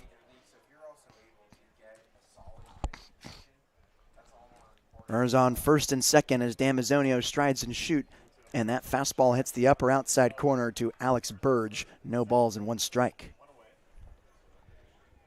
Burge entering this game with a .333 batting average. Has 11 hits in his 33 at-bats. 14 walks to his 8 strikeouts. Good set of peepers on the left-handed hitting catcher entering his redshirt junior year. Firewood flare to third, and Borba makes the grab, ranging to his right. That's the second out of the inning. There's that nasty cutter right there, just ran up on the hands of Burge, and like you mentioned, Firewood. It's what cutters are meant to do, especially to lefties. It looks like it's just going to be a flat fastball, and it, at the last second, runs in on the hands. Very dull break of the bat, might I add as well. As Ray Bermudez steps up now for his second time today. He struck out looking back in the second inning, one of Damazio's 6 strikeout victims. 2 looks over at second, now comes home. There's a slider inside, and that hit off of Estabrook. He might have gotten crossed up there. 1 ball, no strikes. Yeah, I think he did. It bounced in the dirt. That's all we saw from our POV, but it didn't look like it was a dirt ball. So I'm thinking maybe it bounced off his shin guard, his right shin guard. It looks like he's trying to kick some dirt out of his gear. And maybe another conversation might be in order for the battery here. But they stay at their spots with 2 runners on for Arroyo Seco. Trying to cash in the first run of this game, trailing by 3 to the Blues. As that fastball misses up and outside, 1 ball, no strikes. A little bit different of a situation between the catcher Estabrook and the pitcher Damazio. With that runner on second, they have to hide the signs from that runner. Long hold from Damazio as he peeps back at the bag. Now 2 times. Kicks and fires. 1-1, misses high, 2 balls and 1 strike. And that seems to be a place where Damazio has been missing with the fastball today, up and away to both right and left-handed batters. He's been so good whenever he attacks in at their hands, but sometimes he'll keep missing on that upper part of the zone, and he should be living more in on the batters. That's where he's the most effective. We saw it just a batter ago with the Firewood over at third base as that one gets away from Estabrook, and the runners move up a station each. A 3-1 count now with 2 runners in scoring position. You're right, he definitely should work that inside part. All 3 pitches that he has favor the inside break. He has the 2-seam, which you could start right at the hands of a batter and drop it into the zone. The cutter, where you could start it almost anywhere in the zone, and it'll find that inner part. Same with the slider. 3 balls and 1 strike to Ray Bermudez as Damazio comes home from the stretch, and this one softly hit into left center field. E.J. Royal going back on it. Max Lane calls him off, makes the backpedaling grab, and the side is retired. Damazio gets out of the jam with 2 runners on, no hits, no errors, no runs. 3-0 Blues heading to the bottom half of the 4th. For Ryan Giacomini, I'm Nate Mills on the Slow Blues Streaming Network.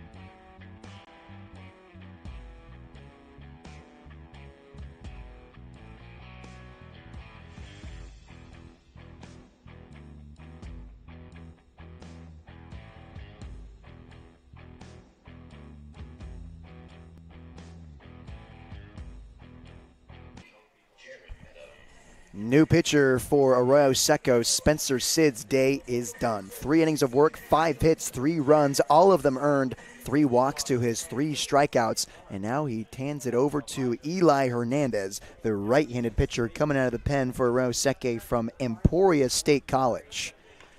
Medham chops this on the ground, right side, high-bounding ball moving to his right. It's Scott. He flips it over to first, can't glove it. At the bag is Hernandez, and Jared Medham reaches safely on the air.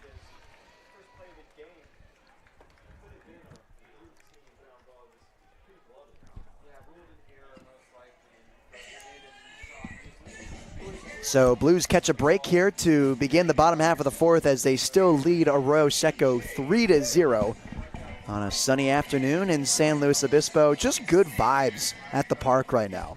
Very good vibes indeed.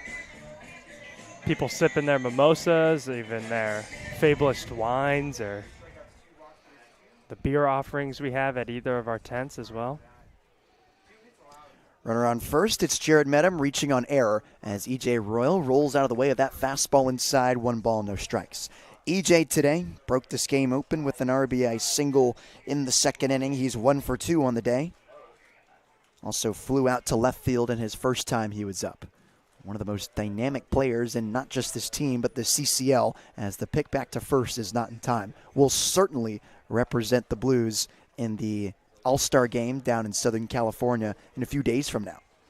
Most likely along with the man standing on deck as well. For sure. This platinum blonde hair and his league-leading average. 2-0 is hit on the ground hard on the right side. Good stop at second base from Conley on to second for 1. First is in time. Double play for Arroyo Seco. There's 2 gone in the 4th. Nice defensive showing for the Saints right there. Very nice defensive showing, especially from Conley, the second baseman. It took a wicked hop off second base, but he was able to glove it cleanly.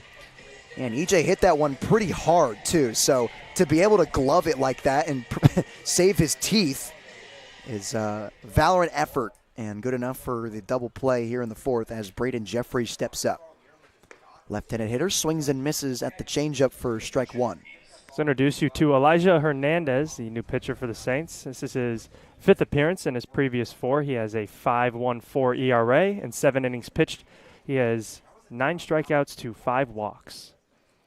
10 hits as well, but he appears to be a strikeout first guy, and it looks like he's got the slider, he's got the changeup, and he's got the fastball. A classic 3-pitch mix for the right-hander from Emporia State College as Braden Jeffries finds himself in a 1-1 count against him. There's a fastball hit softly on the ground, right side, backhanded stop from Scott. He'll flip it over to first. This time Hernandez can glove it, and the side is retired. After a double play, Braden Jeffries grounds out to first. They flip it over to the pitcher Hernandez, and it's still a 3-0 ball game heading into the 5th inning. For Ryan Giacomini, I'm Nate Mills on the Slow Blue Streaming Network.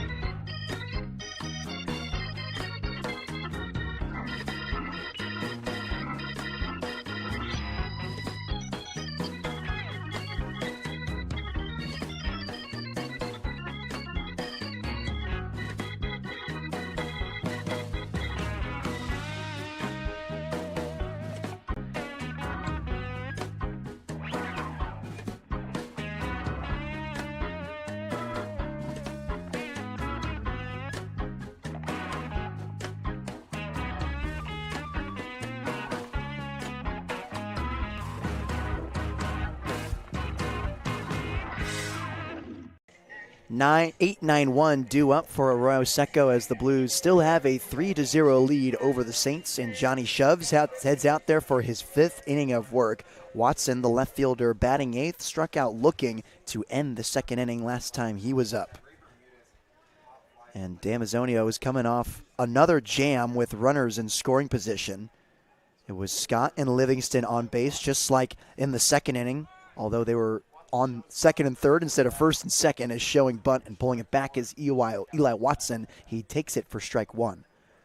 So he got the pop out to the first baseman, Tollerman, then the hit by pitch and the walk. They advanced up a base each on the pass ball, and then he got a broken bat line out to 3rd and a fly out to left field. There's a fastball inside, 1 ball and 1 strike. Good theatrics from Eli Watson to try to sell that call on the fastball inside. Dodging his hips backwards towards the Blues dugout as he waves his bat on the 1-1. And Casey Borba plays up on the infield grass. Fastball missing outside, 2 balls and 1 strike to Watson. The Matador from Arizona Western, currently uncommitted, entering his redshirt sophomore season of college.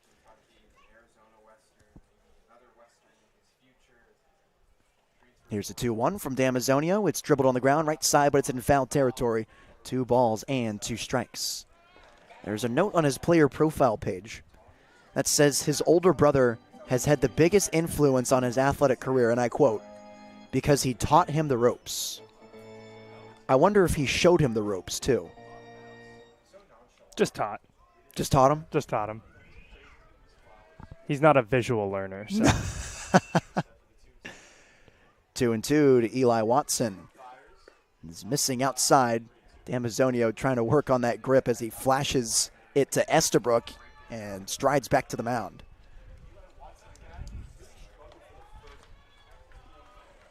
Payoff pitch from Damazio as he comes set at the tummy.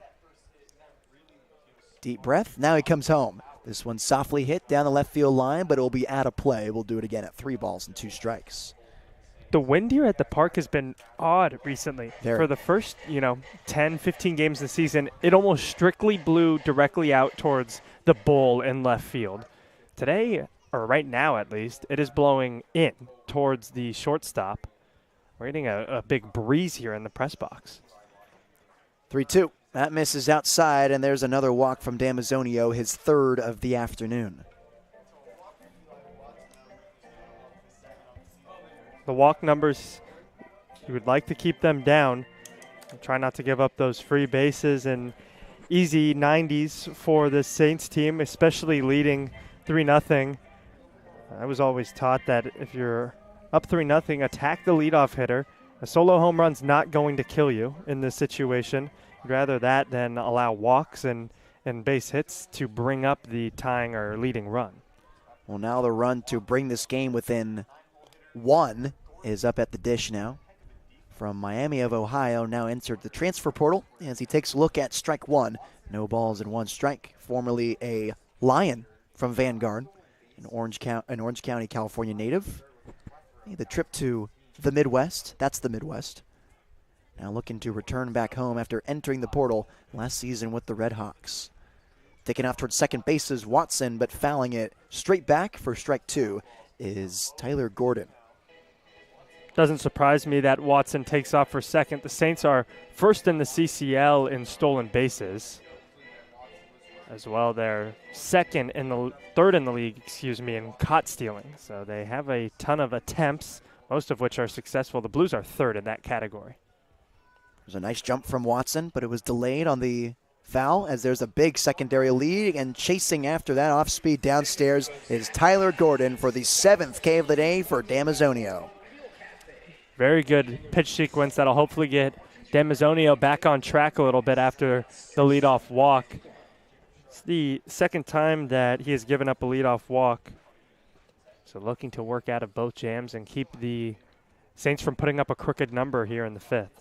Yeah, and just adding more on what a great at-bat that was for Damazio after allowing that walk. It felt like he was just in control the entire time. The pitches that he wanted to throw were landing where he wanted them to. He got soft contact to Gordon, who was just fouling it straight back. He was late on essentially everything, and then he pulls the string, something we haven't seen that often today with Damazio with the changeup, and he gets Gordon to go fishing. As Shart chops this one on the ground left side, and it's through for a base hit. There's a knock for Jacob Shart. And that is the first of this series between the Blues and the Saints. For a guy who's second in the CCL on average, to contain him to just one hit in his now 7 plate appearances, it's a good job from the Blues pitching staff. The streak wasn't going to last for that long with such a dynamic player like Shart, and that's another base runner here with one out. They're at first and second for Cam Conley, the second baseman who has struck out twice today from Damazio. Peeks over at second base, and a slide that misses outside. A good sliding stop from Estabrook on the backhand keeps it in front. 1 ball, no strikes.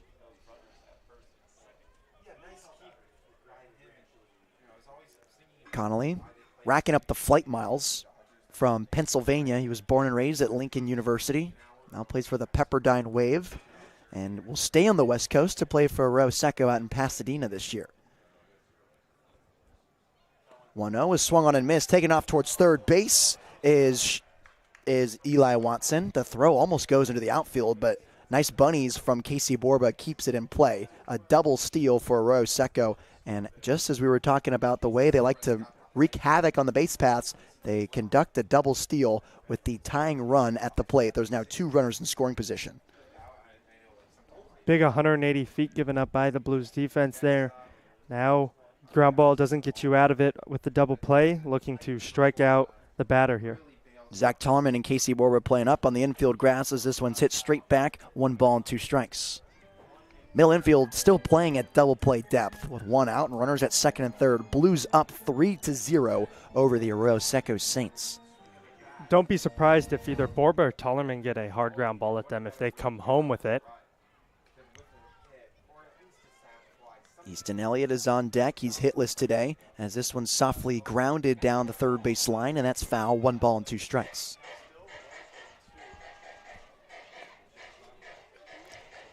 Strikeout situation for Damazio, looking for his 8th of the afternoon. The team leader in strikeouts and strikeouts per 9. He jitters as he comes set.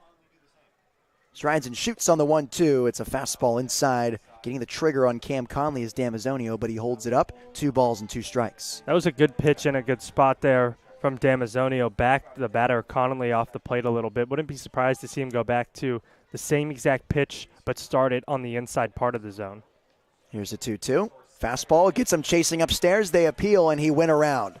Huge strikeout for John Damazio with 2 runners in scoring position, and there's 2 gone for the Saints. Damazio goes the high fastball off the slider and gets a sword from Cam Connolly for the second out of the inning. So now it's Easton Elliott. He flew out to left field to end the first and popped out to Zach Tollerman at first base to begin the 4th inning. Has an opportunity here to get his team some runs on the board here in the top half of the 5th. First offering is a fastball coming in there hot, but inside. 1 ball, no strikes. Just a heavy-looking fastball from John Damazio, and that's the result of the high spin rate that we see from him. Living around 2,500 rotations per minute. That gives the illusion to the batter that the fastball is a lot heavier than it actually looks. 1-0 is another fastball that's taken for a strike, upper half of the zone. 1 ball and 1 strike. And it's just one of those things just difficult to explain if you're a common folk. Not to degrade it, common folk. But if you haven't taken it at bat, at least recently, you just it just feels heavier coming at you. Swinging that one and fouling it into the glove of Estabrook for strike 2 is Elliott.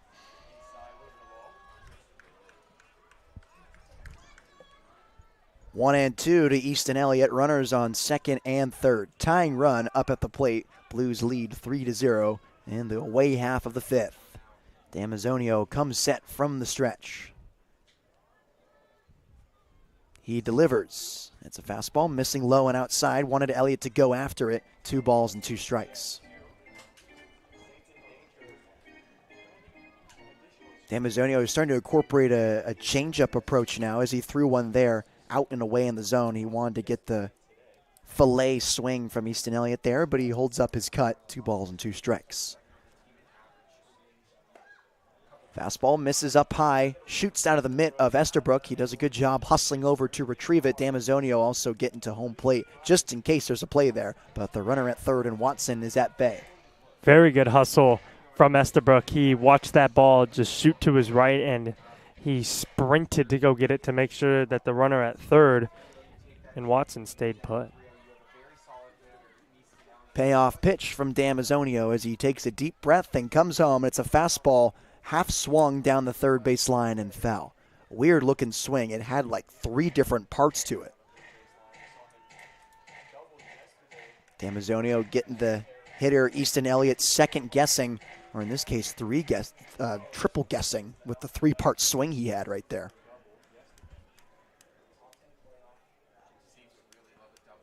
On the full count, here it comes. Hit off the hands into shallow left, ranging back is Menem, and he makes the running grab.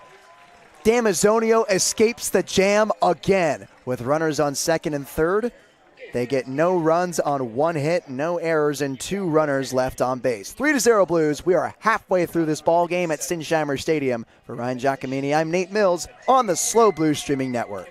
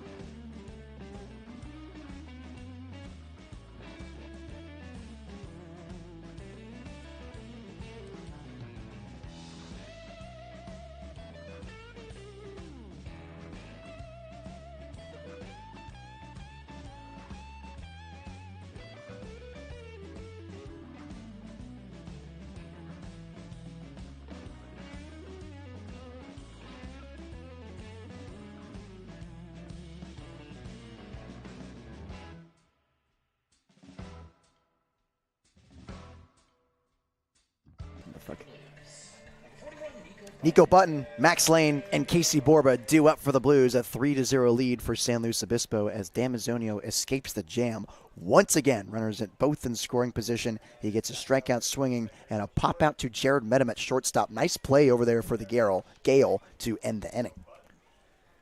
Damazio just making really good work when there's runners in scoring position, similar to what we saw yesterday with Blue starter Cody Albright. The 0-1 misses inside to Nico Button. 1 ball and 1 strike. Nico today struck out looking for the second out of the first inning and walked in the second. He was stranded at third base there in a bases loaded situation for the Blues. They finally cashed in later in that inning. Tollerman, Estabrook, E.J. Royal all coming around to score as fighting that one off is Button to 1 ball and 2 strikes. Nico was one of the first players to arrive to the stadium today. Lunch pail guy, if you will. Jake Hicksonbaugh is always the man to get here first, but Nico Button was a close second. Taking some reps in the cage and hanging out in the dugout as that fastball misses high. 2 balls and 2 strikes. You want to talk commitment? You want to talk dedication to the craft? Here's the embodiment in the left-handed batter's box in a 2-2 count.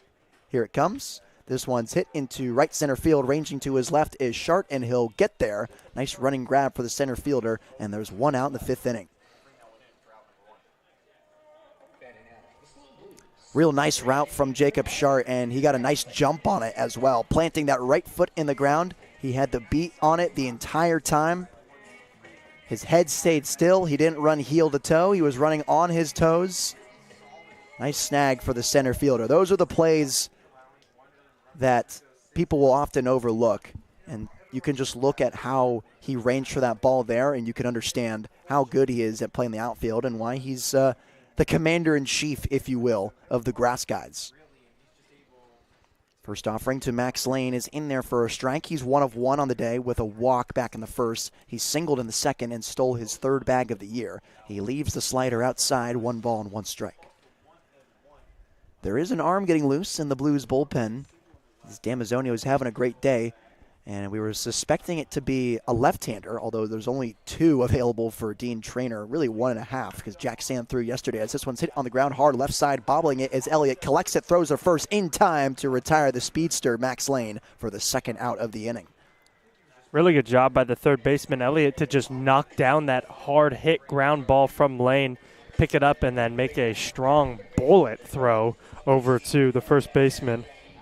He stayed with it. He didn't try to overcomplicate it. When you try to rush the throw after bobbling 1 time, that's where you'll see the bobble number 2, bobble number 3, and then the no throw. But he kept his cool and kept his hands soft and together and made the throw to retire Max Lane. That's not easy to do with the speed that he has. So Casey Borba, 0 for 1 on the day, a fly out to left and a walk. He towers this one, playable in the infield. Elliott calls everybody off, and he makes the one-handed grab. The hat flies off and then exposes his headband for the 3rd out of the inning. 3 up, 3 down for the Blues through the 5th. It's 3-0 San Luis Obispo. For Ryan Giacomini, I'm Nate Mills on the Slow Blues Streaming Network.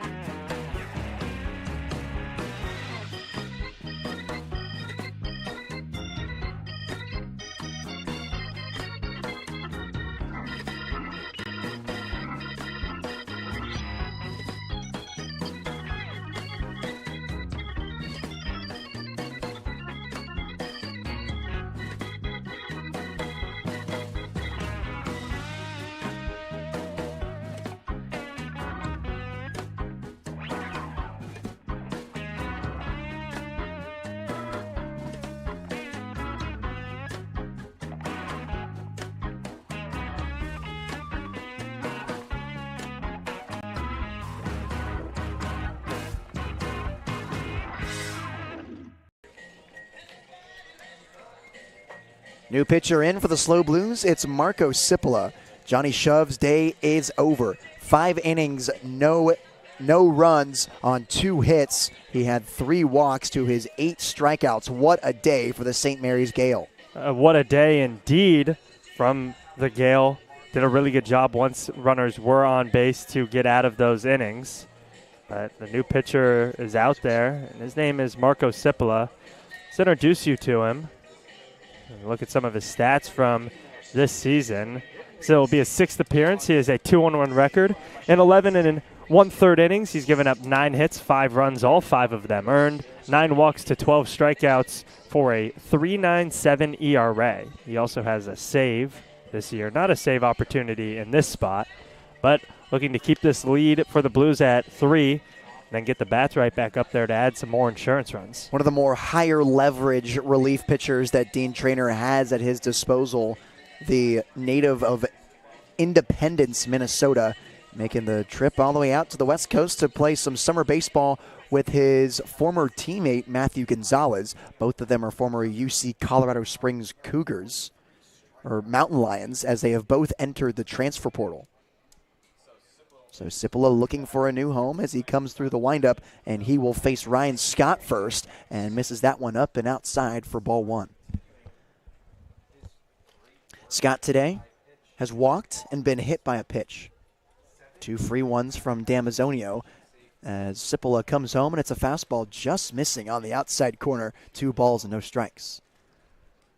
From our vantage point here, that one looked good to me, painted the outer black, but clearly too far wide for Ryan Scott as it's now 2 balls and no strikes. Entire infield playing back as the 2-0 is popped up and out of play. 2 balls and 1 strike. Well, it's an adjustment for not only the pitcher and catcher, the batters as well, when you got a new arm out there, but also the umpire. He has to, deal with different arm slots, different types of movement, and figure out his new look arm that is out there on the mound. Working quickly on the 2-1, he comes home and misses low. 3 balls and 1 strike. So in his first 2 years with the Mountain Lions at UC Colorado Springs, he had a 6.71 ERA last year. Didn't have any starts, he made 12 starts, Those were all 12 of his appearances. He had a 3-6 record, 59 innings pitched. As there's a walk here to Ryan Scott to lead off the inning. 3 free passes to Scott, the first baseman this afternoon. Not the way Cipolla would have liked to start this outing, but a leadoff walk to Scott, who was a last-minute addition to this lineup. He got his name written on that lineup card and been up there and been patient all day long. So now it's Josh Livingston, the designated hitter, batting 5th. He's 1 of 1 with a single in the second, a walk in the 4th, and advanced to second base on a pass ball where he was stranded by Damazio. One of the 3 jams he worked himself out of as fisting that one up and over into the Saints bullpen is Livingston for strike 1. Lots of commotion going on in the Saints bullpen. A plethora of pitchers moving around and doing their stretches. Blues enjoying PB&J sandwiches. Short lead at first base for Ryan Scott as Cipolla comes home, and it's a fastball that misses high, 1 ball and 1 strike.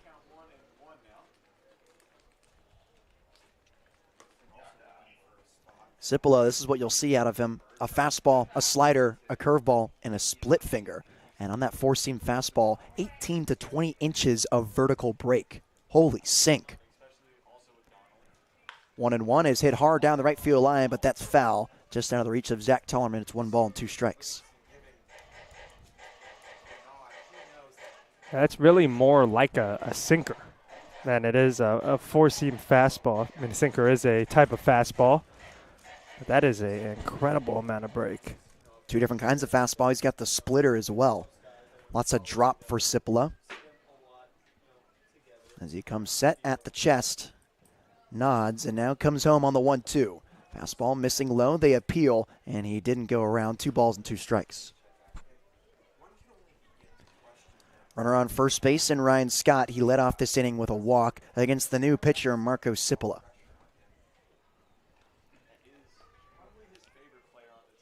Short lead at first again for Scott. As standing, slightly bending at the knees is Livingston. Here's the 2-2. Swung on and missed. That's strike 3. They go over to second. Is taken off towards the bag is Scott. The throw is not in time, but there is strikeout number 1 for Marco Cipolla. Comes at the expense of Josh Livingston.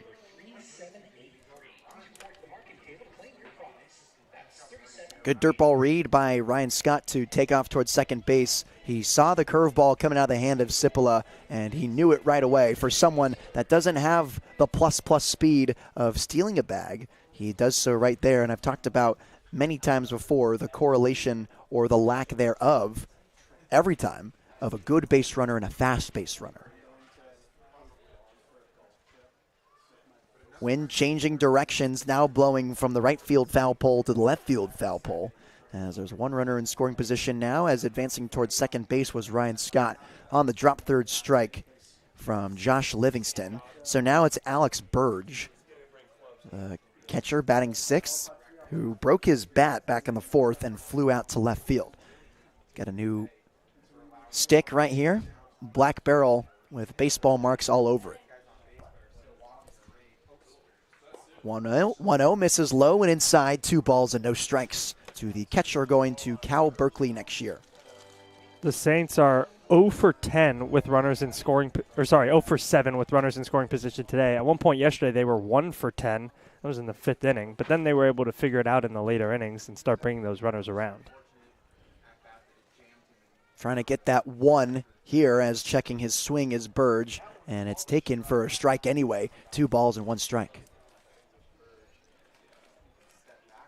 Burge, growing up in Olathe, Kansas, was ranked as the number 4 catcher in the entire state by Perfect Game.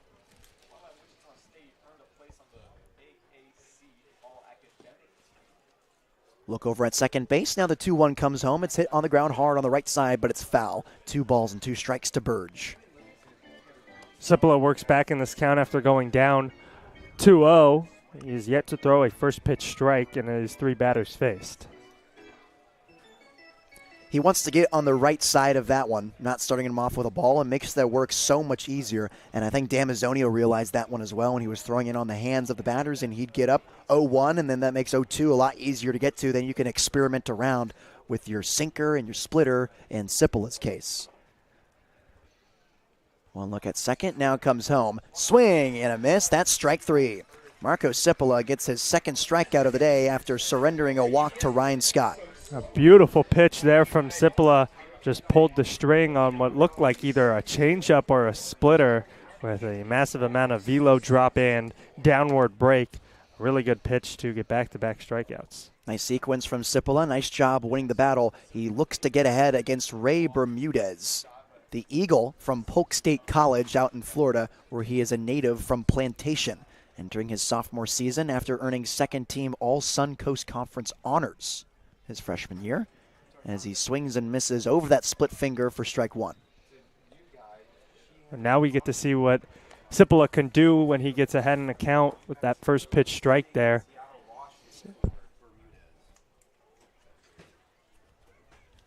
And it looks like there is actually a pinch hitter for Roy Bermudez. It's Sheehan O'Connor from Seattle, Washington. Now an Aggie at New Mexico State, as that one misses low, and Estabrook keeps it in front. 1 ball and 1 strike.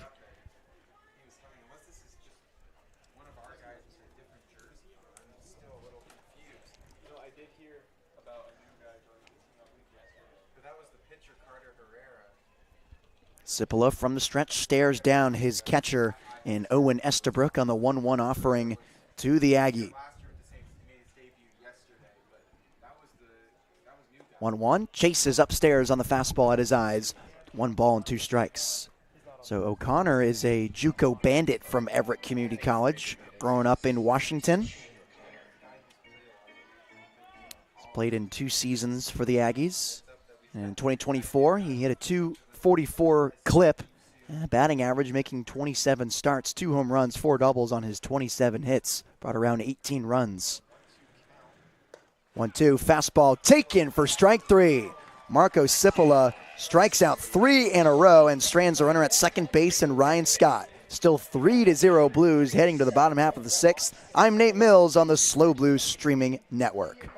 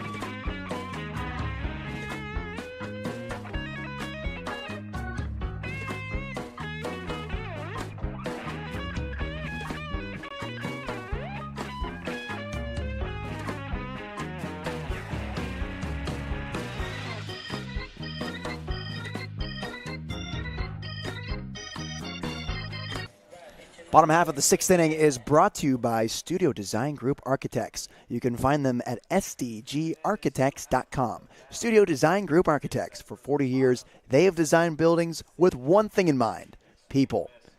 Jariah Lewis leads off the sixth inning, and he waves over an off-speed from Eli Hernandez for strike one.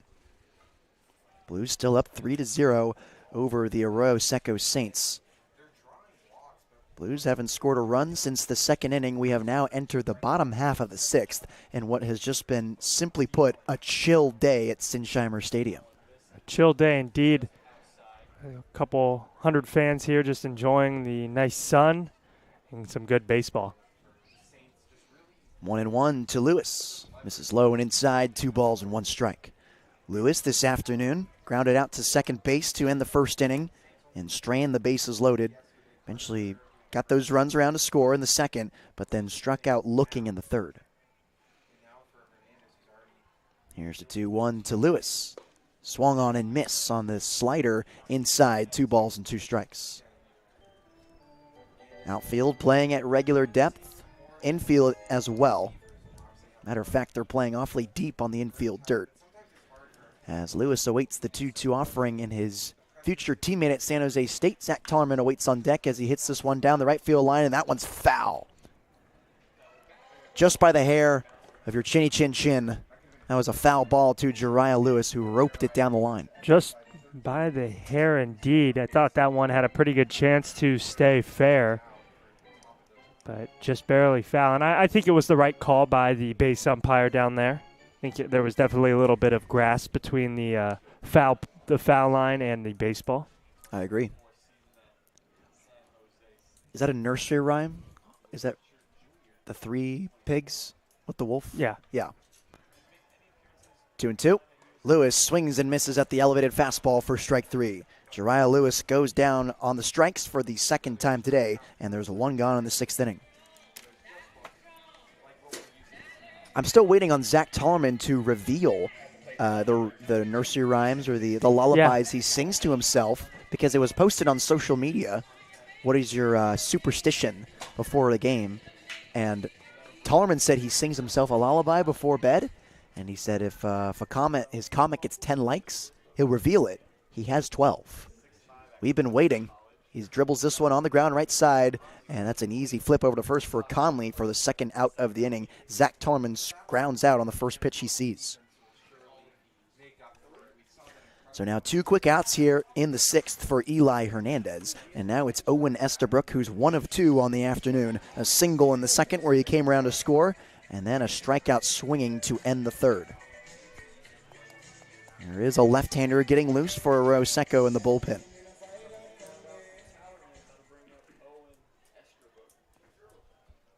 Waiting on deck, it's Jared Medham, who's 0 for 2 on the day. Estabrook, his first pitch swing, and flares this one just over the press box. No balls and 1 strike. And I'm liking the approach I'm seeing from Estabrook this afternoon, trying to ambush pitches that he likes early on in the count. Just want to try to get a good barrel on it as soon as possible. Why wait? It worked for him in the second inning when he shot that single in the right center gap. Not so much when he struck out in the third. Swings and chops this one softly on the left side. Backhanded stop from Gordon. Here's the throw across his body. What a play for the shortstop as the throw gets there in time. A nice scoop from Scott to retire Estabrook for the third out of the inning. 3 up, 3 down for the Blues. We'll head into the 7th, 3-0 San Luis Obispo. For Ryan Giacomini, I'm Nate Mills on the Slow Blues Streaming Network.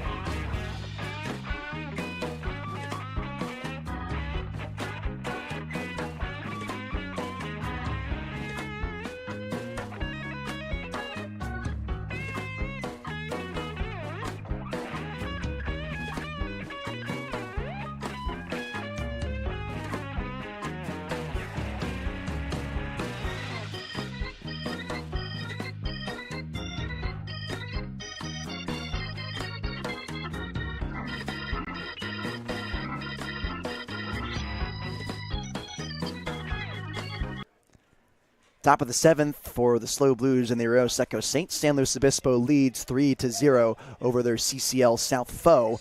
And Marco Cipolla heads back out there after replacing John Damazio in the 6th inning. Cipolla recorded 3 strikeouts in a row to retire the side in the 6th after surrendering a leadoff walk to Ryan Scott. So now it's Eli Watson who shoots a base hit underneath the glove of Cipolla, and that's a leadoff knock for Arroyo Seco. Just the 3rd hit of the day for the Saints. Damazio did a really good job to keep those hit number down. Cipolla the same in his 1st inning of work. Another leadoff base runner. That is the 4th time, that the Saints team has had a leadoff base runner. See if they can produce any runs this time around. And it hasn't seemed to matter as they haven't been able to bring across any runs. That's been their issue. It was their issue last night, and it's their issue bleeding into today. Has taken off towards second base as Watson here's the throw down, beats him by a mile. So does the tag. Caught stealing is Eli Watson for the 1st out of the inning. Beautiful throw, and Medham didn't even have to do anything with that tag. I mean, look at this laser beam from Owen Estabrook right on the money. Nice throw from Estabrook, but a less than ideal jump from Eli Watson. Took him a while to get his feet out of the sand heading off towards second base. And it caught him up in the end. So now it's a 1-1 count to Tyler Gordon, who grounded out to second and struck out swinging today. It's just the 18th time the Saints team has been caught stealing this summer. Gordon looks at that fastball, scraping the outside corner, 1 ball and 2 strikes. Tyler Gordon and I share a birthday. That's a good nugget. August 10th. There you go. 1-2, fastball upstairs. He holds up his swing. 2 balls and 2 strikes. So just in case you were thinking about getting me anything. August 10th? That's the day. Well, you won't be here, nor will I. Ship it to me. I will. Yeah. I'll just send it to a random address in San Diego. Swings and misses for strike 3. That's the 4th K of the day for Marco Cipolla. He's looking excellent in his 2 innings of relief. I'll make sure I get Tyler Gordon a present too. Yeah. What do you think he likes? Anything on that player profile that? Well, he likes golf. Okay. If he had to star in any other sport, it would be golf. Okay. He also likes fishing. Lord knows I need some golf stuff too. Yes, you do. I need all the help I can get. I have seen the clubs that you have in your bag. Whoa, not the club. I am the problem. It's not the clubs. Oh. I'm not one of those guys. Maybe I'll get you a lesson then. This one's hit in the air out to right field. Struck well. Lewis still going back. Leaps. Did he make the catch? Yes, he did. Shariah Lewis stumbling at the base of the wall.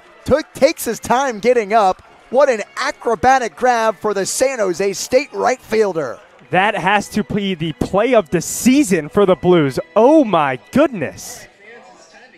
Shariah Lewis with the theatrics in the corner outfield puts that inning away. It's time to stretch at Sinsheimer. 3-0 Blues for Ryan Giacomini. I'm Nate Mills on the SLO Blues Streaming Network.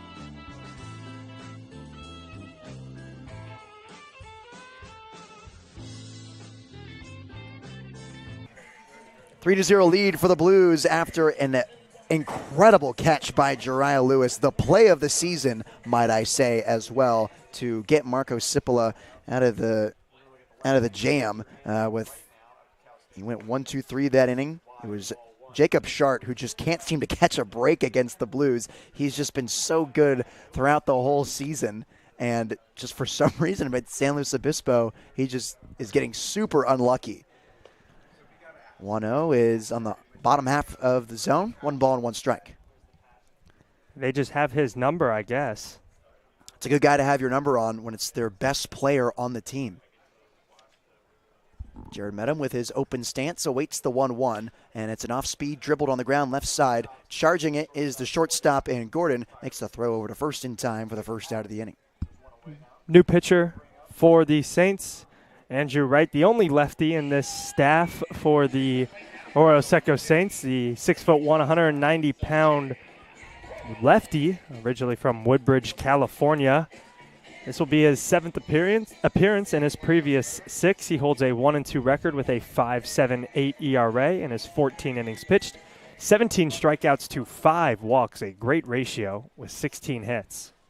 Looking to put a halt to this Blues offense, as they've already seemingly done that so far. 7 batters retired in a row for Eli Hernandez, as E.J. Royal waves over the first pitch slider for strike 1. Blues have just gone mute after throwing up 4 hits in the second. They have none since then, as Royal chops this one on the ground left side, fielding it in his stomach as Gordon throw over to first in time, and that's now 8 in a row for Arroyo Seco. Very similar to what we saw last night, where the Blues bats were hot in the early innings, scored in the second, scored in the fourth, and then after the 4th inning, a hit in the 6th, a hit in the 8th, and a hit in the 9th. No runs, only 3 hits in 5 innings. The bats just kind of went dry. As well in those innings, they only drew 2 walks, so they weren't doing anything really offensively. First pitch slider to Braden Jeffries is taken for strike 1. Jeffries is 1 of 3 on the day, a single in the first, a strikeout looking in the second, and a grounder over to first in the 4th. Another slider, missing low, got the trigger on Jeffries, 1 ball and 1 strike. And the Blues, heading to the All-Star break, need to figure out how their offense could keep life throughout the entire game. They are going on a 2-game road trip to Orange County and Conejo after this game today, and a day off tomorrow, as that one's taken outside, 2 balls and 1 strike. And after that, Ventura County, and then 2 games against the Menlo Park Legends before the All-Star break. So OC, Conejo, and the 2 Menlo games, very important for the Blues in terms of CCL North standings, as Jeffries hits that one off his hands and right next to home plate, 2 balls and 2 strikes. Especially those 2 games against the Legends, who sit just below the Blues by half a game in the North standings. Legends were a team that were rock solid in the 2 spot in the CCL North, but after a losing streak have since dropped to 4th place, as Jeffries squibs this one on the ground left side, barehanded grab from Elliott. The throw to first is in time. Wow, what a play for the man at the hot corner. 3 up, 3 down once again for the Blues. 9 in a row retired for Arroyo Seco. Still 3-0 heading into the 8th inning. For Ryan Giacomini, I'm Nate Mills on the Slow Blues Streaming Network.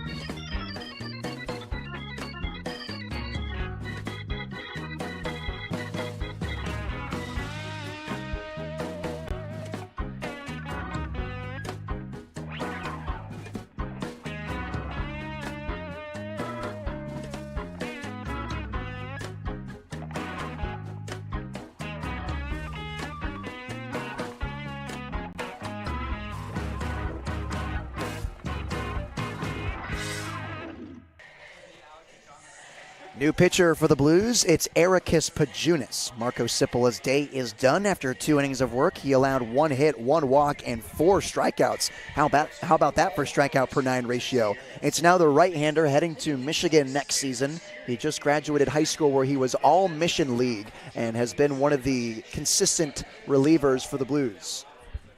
Consistent is exactly what he has been, especially as of late.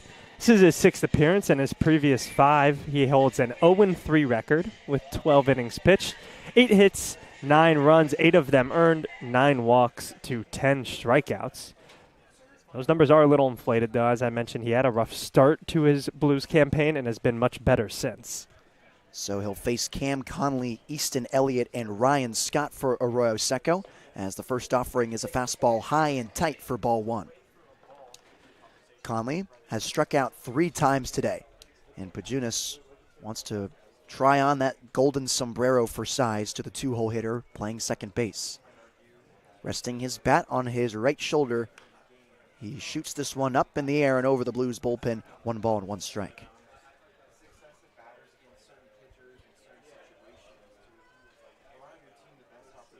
Blues offense has gone dormant after the second inning. That's the last time they've put up a hit. They have 5 on the day, and all 5 of them have come through the first 2 innings. Since then, getting shut out with no hits. But it's really been the pitchers that have had their back there. That's the entire reason they're in this game. Great outings from Damazio, Cipolla, and now Pajunas wants to continue that same trend as that slider is in there for a strike. Getting crossed up was Cam Conley for strike 2. They don't even have a walk or a hit by pitch since that second inning. I mean, I'm looking at 11 straight batters retired. Here's a 2-2 from Pajunas, and that's a slider that misses high. 3 balls and 2 strikes to Conley. 3-0 ball game for San Luis Obispo. They're shutting out the Arroyo Seco Saints after falling to them 4-2 yesterday, holding them to only 3 hits. Middle of the infield wide open as the slider comes in there. He tried to go to the upper half of the zone, and he misses for ball 4. Another leadoff base runner for Arroyo Seco. 3 in a row, make that 4 in a row, and their 5th of the game. As Easton Elliott steps in the box, let's take a look around the CCL. 4 other games going on, and one just finished up as the Oaks beat the Riptide 12-5 at Sparky Anderson Field. The Foresters lead the Barons 5-0 in the top of the 9th. The Walnut Creek Crawdads and the Alameda Merchants will play tonight at 6 o'clock, with the Menlo Park Legends and the Seagulls also playing at 6 o'clock. So with those CCL South games, if those were to finish now, like if that was the final score, the standings would remain the same as the fastball is up towards Easton Elliott and is taken for strike 1. And the Crawdads are looking to pull away more in the CCL North as they're playing the Merchants, who are dead last in the CCL North, 7.5 games behind Walnut Creek. Menlo Park Legends trying to gain some ground on San Luis Obispo as well as they play the Seagulls, who are 6.5 behind Walnut Creek, as this one's grounded on the right side, but it's foul. 1 ball and 1 strike. And the Foresters and Barons game actually just came to a final, so those games are done in the South. No more South action, actually, other than the Saints who are playing in this game right here. Runner on first in Cam Conley. It's the first time he's reached base today. He's wearing a creamsicle oven mitt on his left hand. Here's the 1-1 to Easton Elliott, who's 0 for 3 on today. All 3 pop-outs. Fastball hitting the upper outside edge. 1 ball and 2 strikes. What do you think of the creamsicle sleeve, or the hand sleeve? You know, I used to kind of be a hater of the creamsicle, but it's grown on me a bit. I can see it at Pepperdine being a different hue of orange than their almost burnt orange they have. But if they were a creamsicle orange, it would definitely work. 1-2. Esterbrook thought about back picking over to first, but scampering in time to the bag is Conley. 2 balls and 2 strikes. We've been talking about off colors a lot for the last couple of games, and I think it actually works with these jerseys a little bit, with the tan and the different color blue mix, I think it kind of works. I was going to say the tan is definitely pulling in some warmer hues that makes the orange work. There's a fastball missing high, 3 balls and 2 strikes. I was going to say, actually, I kind of like it with the jerseys here. Like I feel like it matches. It makes sense to be there. It gives me a little bit of a Orange County Riptide vibe, however. Yeah. I just like that color wave, just the lighter blue and the orange. It's just summer California feel. Here's the payoff pitch. Fastball upstairs, missing for ball 4. Back-to-back walks for Ericus Pajunas, and now the tying run up at the plate for Arroyo Seco. Just got to throw strikes if you're Ericus Pajunas. The Blues pitchers have done a pretty solid job only allowing 4 walks up to this point. Pajunas walking both of his first 2 batters he's faced, has Dean Traynor out of the dugout. Rare Dean Traynor review with his pitcher as no one's getting loose in the bullpen. I don't even think there's a pitcher standing up. They're all just sitting down and enjoying their peanut butter and jellies watching the baseball game. It actually looks like now a righty is heading towards the bullpen mound.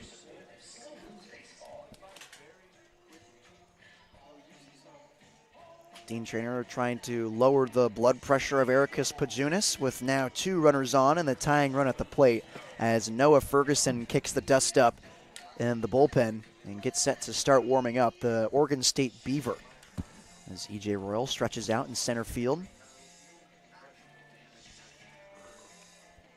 Get your work in while you can. Why not? Why not? Make sure he stays warm out there. Trying to recall, I don't think a single ball has been hit to him today. Unless it was a base hit, I don't see one in my book. Oh, he has not got much action out there in center. That's what playing outfield is like. You'll just go some days where you're flat-footed the entire time, and other days you can't stop moving. Max Lane has had 3 balls hit to him. Jiraiya just 1, and it was the best catch I've seen with my own 2 eyes this summer. Agreed. Runners on first and second as Pajunas checks the 1 at second base. Now kicks and deals. This one's hit hard up the middle, and it falls for a base hit. E.J. Royals got it, and getting the stop sign at third is Cam Conley. A single for Ryan Scott. Ryan Scott having himself a really good game. Picks up his first hit there, but now he's reached base safely all 4 times. A pair of walks, a hit by pitch. Now that base hit in the 8th, and we've talked about it a few times. He wasn't originally supposed to play today. He was thrown into the lineup after Joey Donnelly was a scratch just before first pitch.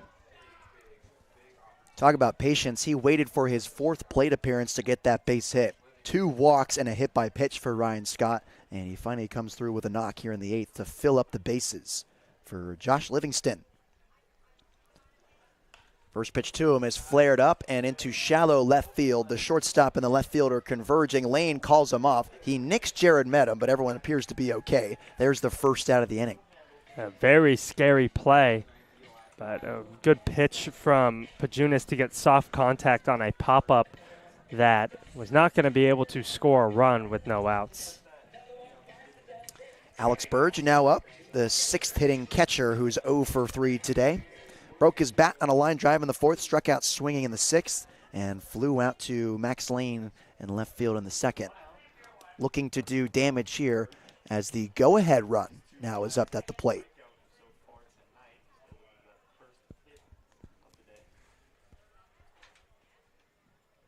Arroyo Seco threatening as Ericus Pajunas slowly comes home, and it's a fastball that misses low. Estabrook smothers it behind home plate. 1 ball, no strikes. Blues pitching has done a good job today to get out of these sticky situations, especially Damazio. We'll see if Pajunas can do the same here. Time is called as a ball from the bullpen found its way to the field.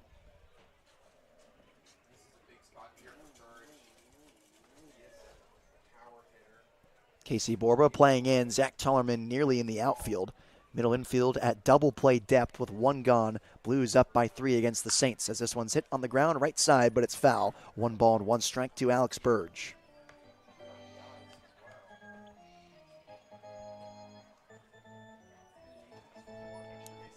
Cam Conley at third, Easton Elliott at second base, and Ryan Scott at first. Josh Livingston recorded the first out after flaring out to left field. Burge has 8 runs batted in this season as he moves out of the way of that off-speed pitch and hops around. 1 ball and 2 strikes.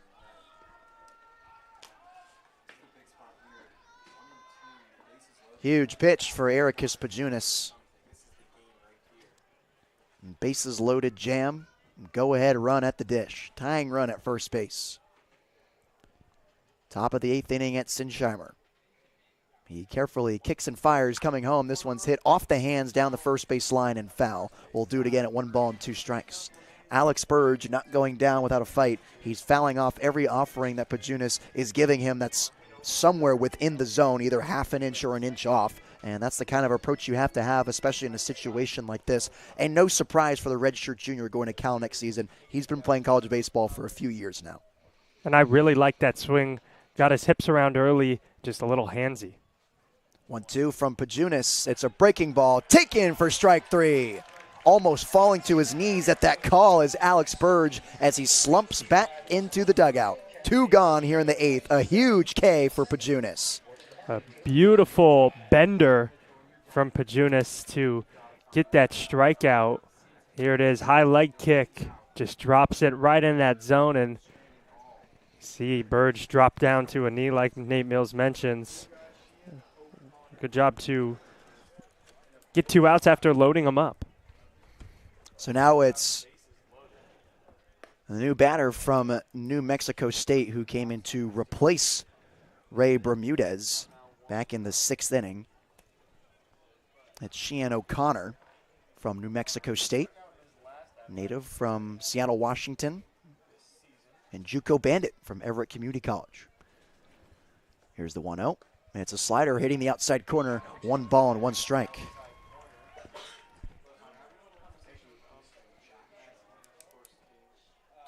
Last time O'Connor was up, he struck out looking to end the 6th inning. One of the 3 strikeout victims to Cipolla that were all in a row retired in the 6th. Bases loaded, go ahead run at the dish. The 1-1. Swings and misses. Estabrook keeps it in front, thinking about taking off towards third, but holding up is Connolly. Everyone stays at their station. Crucial block for the Columbia Lion. A good block, but it hit off the inner part of his glove, and he lost it because it shot straight up. Kind of got lucky that it stayed within the dirt circle behind home plate and forced the runner on third and Connolly to stay put. Not only was Estabrook able to keep that in front, but he also got the check swing on Sheehan O'Connor. So it's now a 1-2 count, and Pajunas is 1 strike away from getting out of the bases-loaded jam. Kicks and fires. 1-2, misses high. Wanted Sheehan O'Connor to chase after that one, but he holds up his swing. 2 balls and 2 strikes.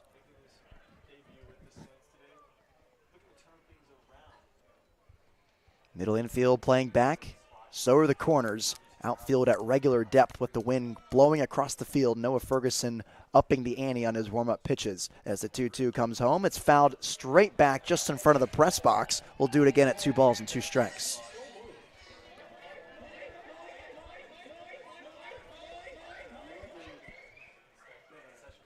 Big at-bat for the new guy for Arroyo Seco, Sheehan O'Connor, making his debut with the Saints this afternoon in SLO.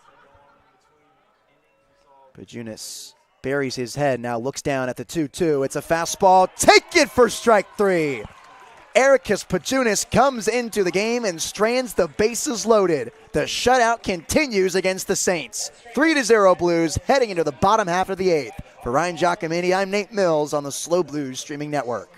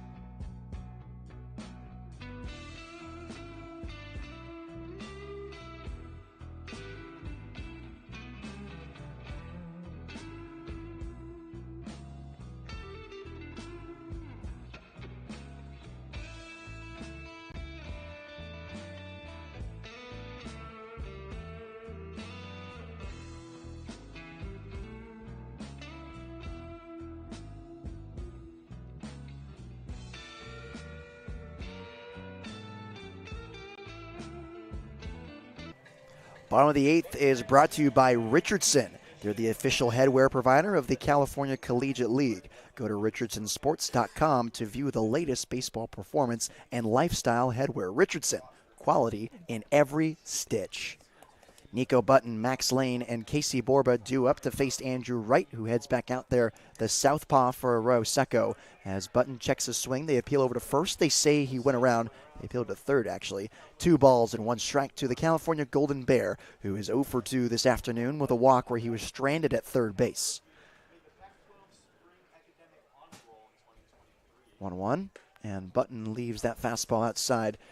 2 balls and 1 strike. I got to say, it's not Jersey Day here at the ballpark. That was about a few days ago. But I have seen some really cool jerseys, baseball and non. The sword for Nico Button is swung on for strike 2. I just saw somebody walking up the concourse stairs in front of us with a Anaheim jersey. That one misses inside the button. I see a few kiddos wearing their Little League jerseys. I see even a Brock Purdy jersey in the crowd. Ronald Acuna Jr. I saw about 5 minutes ago. So wow. Tons of awesome jerseys at the ballpark today. I saw an ASU Sun Devil hat earlier. Whoa. Yeah. Tons of field there. Payoff pitch to Button is swung on and missed for strike 3. Second time Nico Button goes down on strikes today, and there's 1 gone here in the 8th inning. 10th batter retired in a row.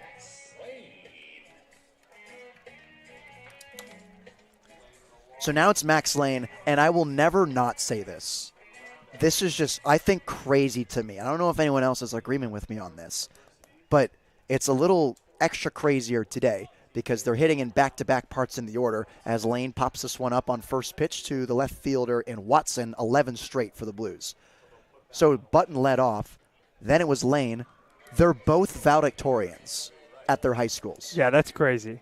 I mean, it makes sense. Now one goes to Cal, the other Harvard. Yeah. So both very good, prestigious schools when it comes to academics. Also both pretty good baseball schools. How often do you, see that, though? Not that often, especially from a baseball player. Not saying baseball players aren't smart, but, usually the two don't coincide that right. often.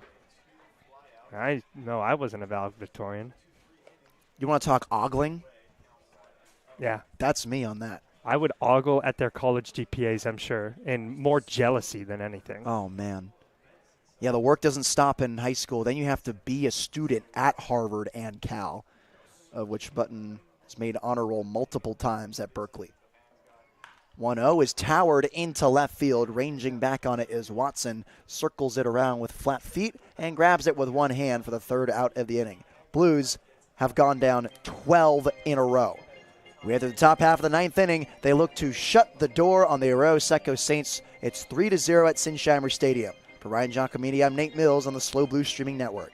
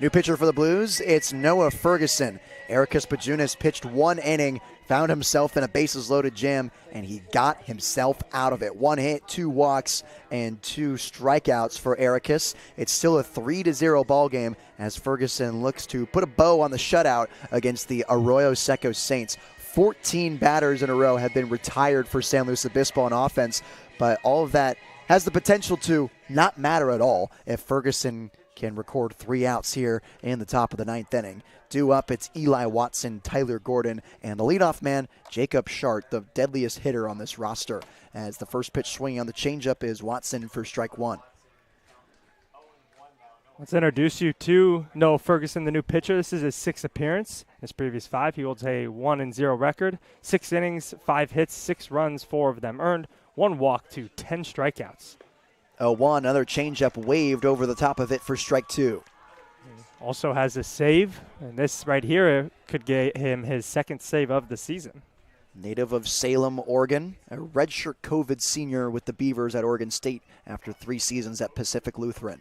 Here's the 0-2. He kicks and deals. It's a fastball outside. Holding up his swing is Eli Watson. 1 ball and 2 strikes.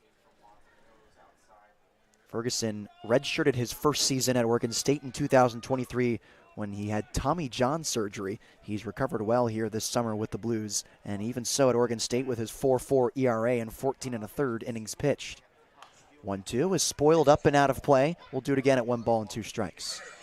I see him every day before the game, whether we're out there on the field with the team while they hit batting practice or up in the booth. He always is stretching, making sure his arm is okay. He doesn't want to re-aggravate that TJ that he got a few years ago.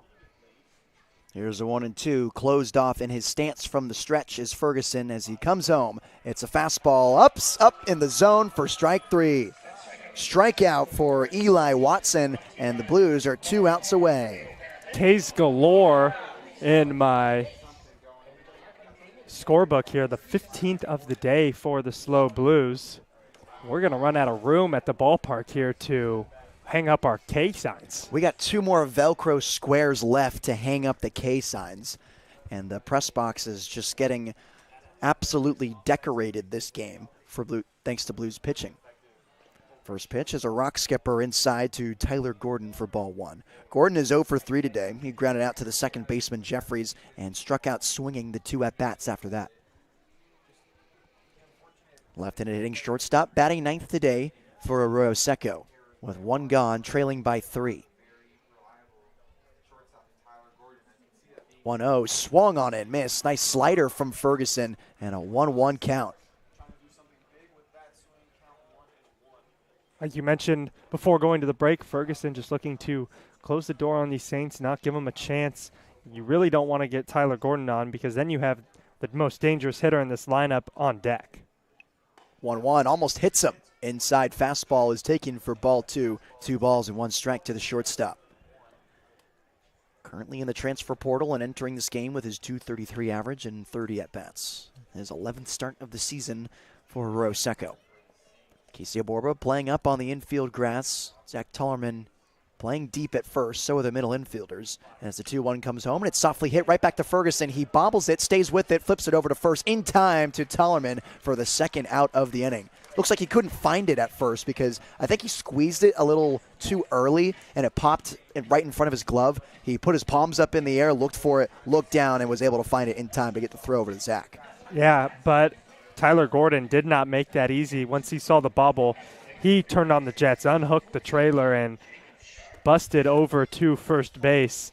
Ferguson had to make a strong throw to make sure that he retired him. It all comes down to Jacob Shart, the leadoff man for Arroyo Seco, who has 1 hit in the 2 games he has played against the Blues, and there's strike 1 to him. One of the most dynamic players in the CCL. Leading off for the Saints, trying to keep this inning alive. He leads them in league hits. He leads the league in league hits and is 2nd in average in slugging. 0-1 is swung on and missed for strike 2. Saints down to their last strike. Ferguson looking to pound the zone like he has in his first 2 at-bats and gets Shart to end this ball game. The Oregon State closer facing the two-time CCL Player of the Week in an 0-2 count, trailing by 3. Here's the pitch, swung on, sent into right field. Jariah Lewis ranging to his left, makes the grab, and the ball game is over. The Blues hold on against the Arroyo Seco Saints 3-0 before they head into their road trip against Orange County and the Conejo Oaks. A very good job by this Blues pitching staff today to pick up the offense, because the Blues did not record a hit in the 3rd, 4th, 5th, 6th, 7th, or 8th inning. After the second, no hits, only one base runner on an error after that point. So the Blues pitching did a great job to pick them up. It's something I was talking to pitching coach Rene Regalado about, but the opposite. When the pitching is struggling, the bats need to be there. Today the bats are struggling, and the pitcher was there.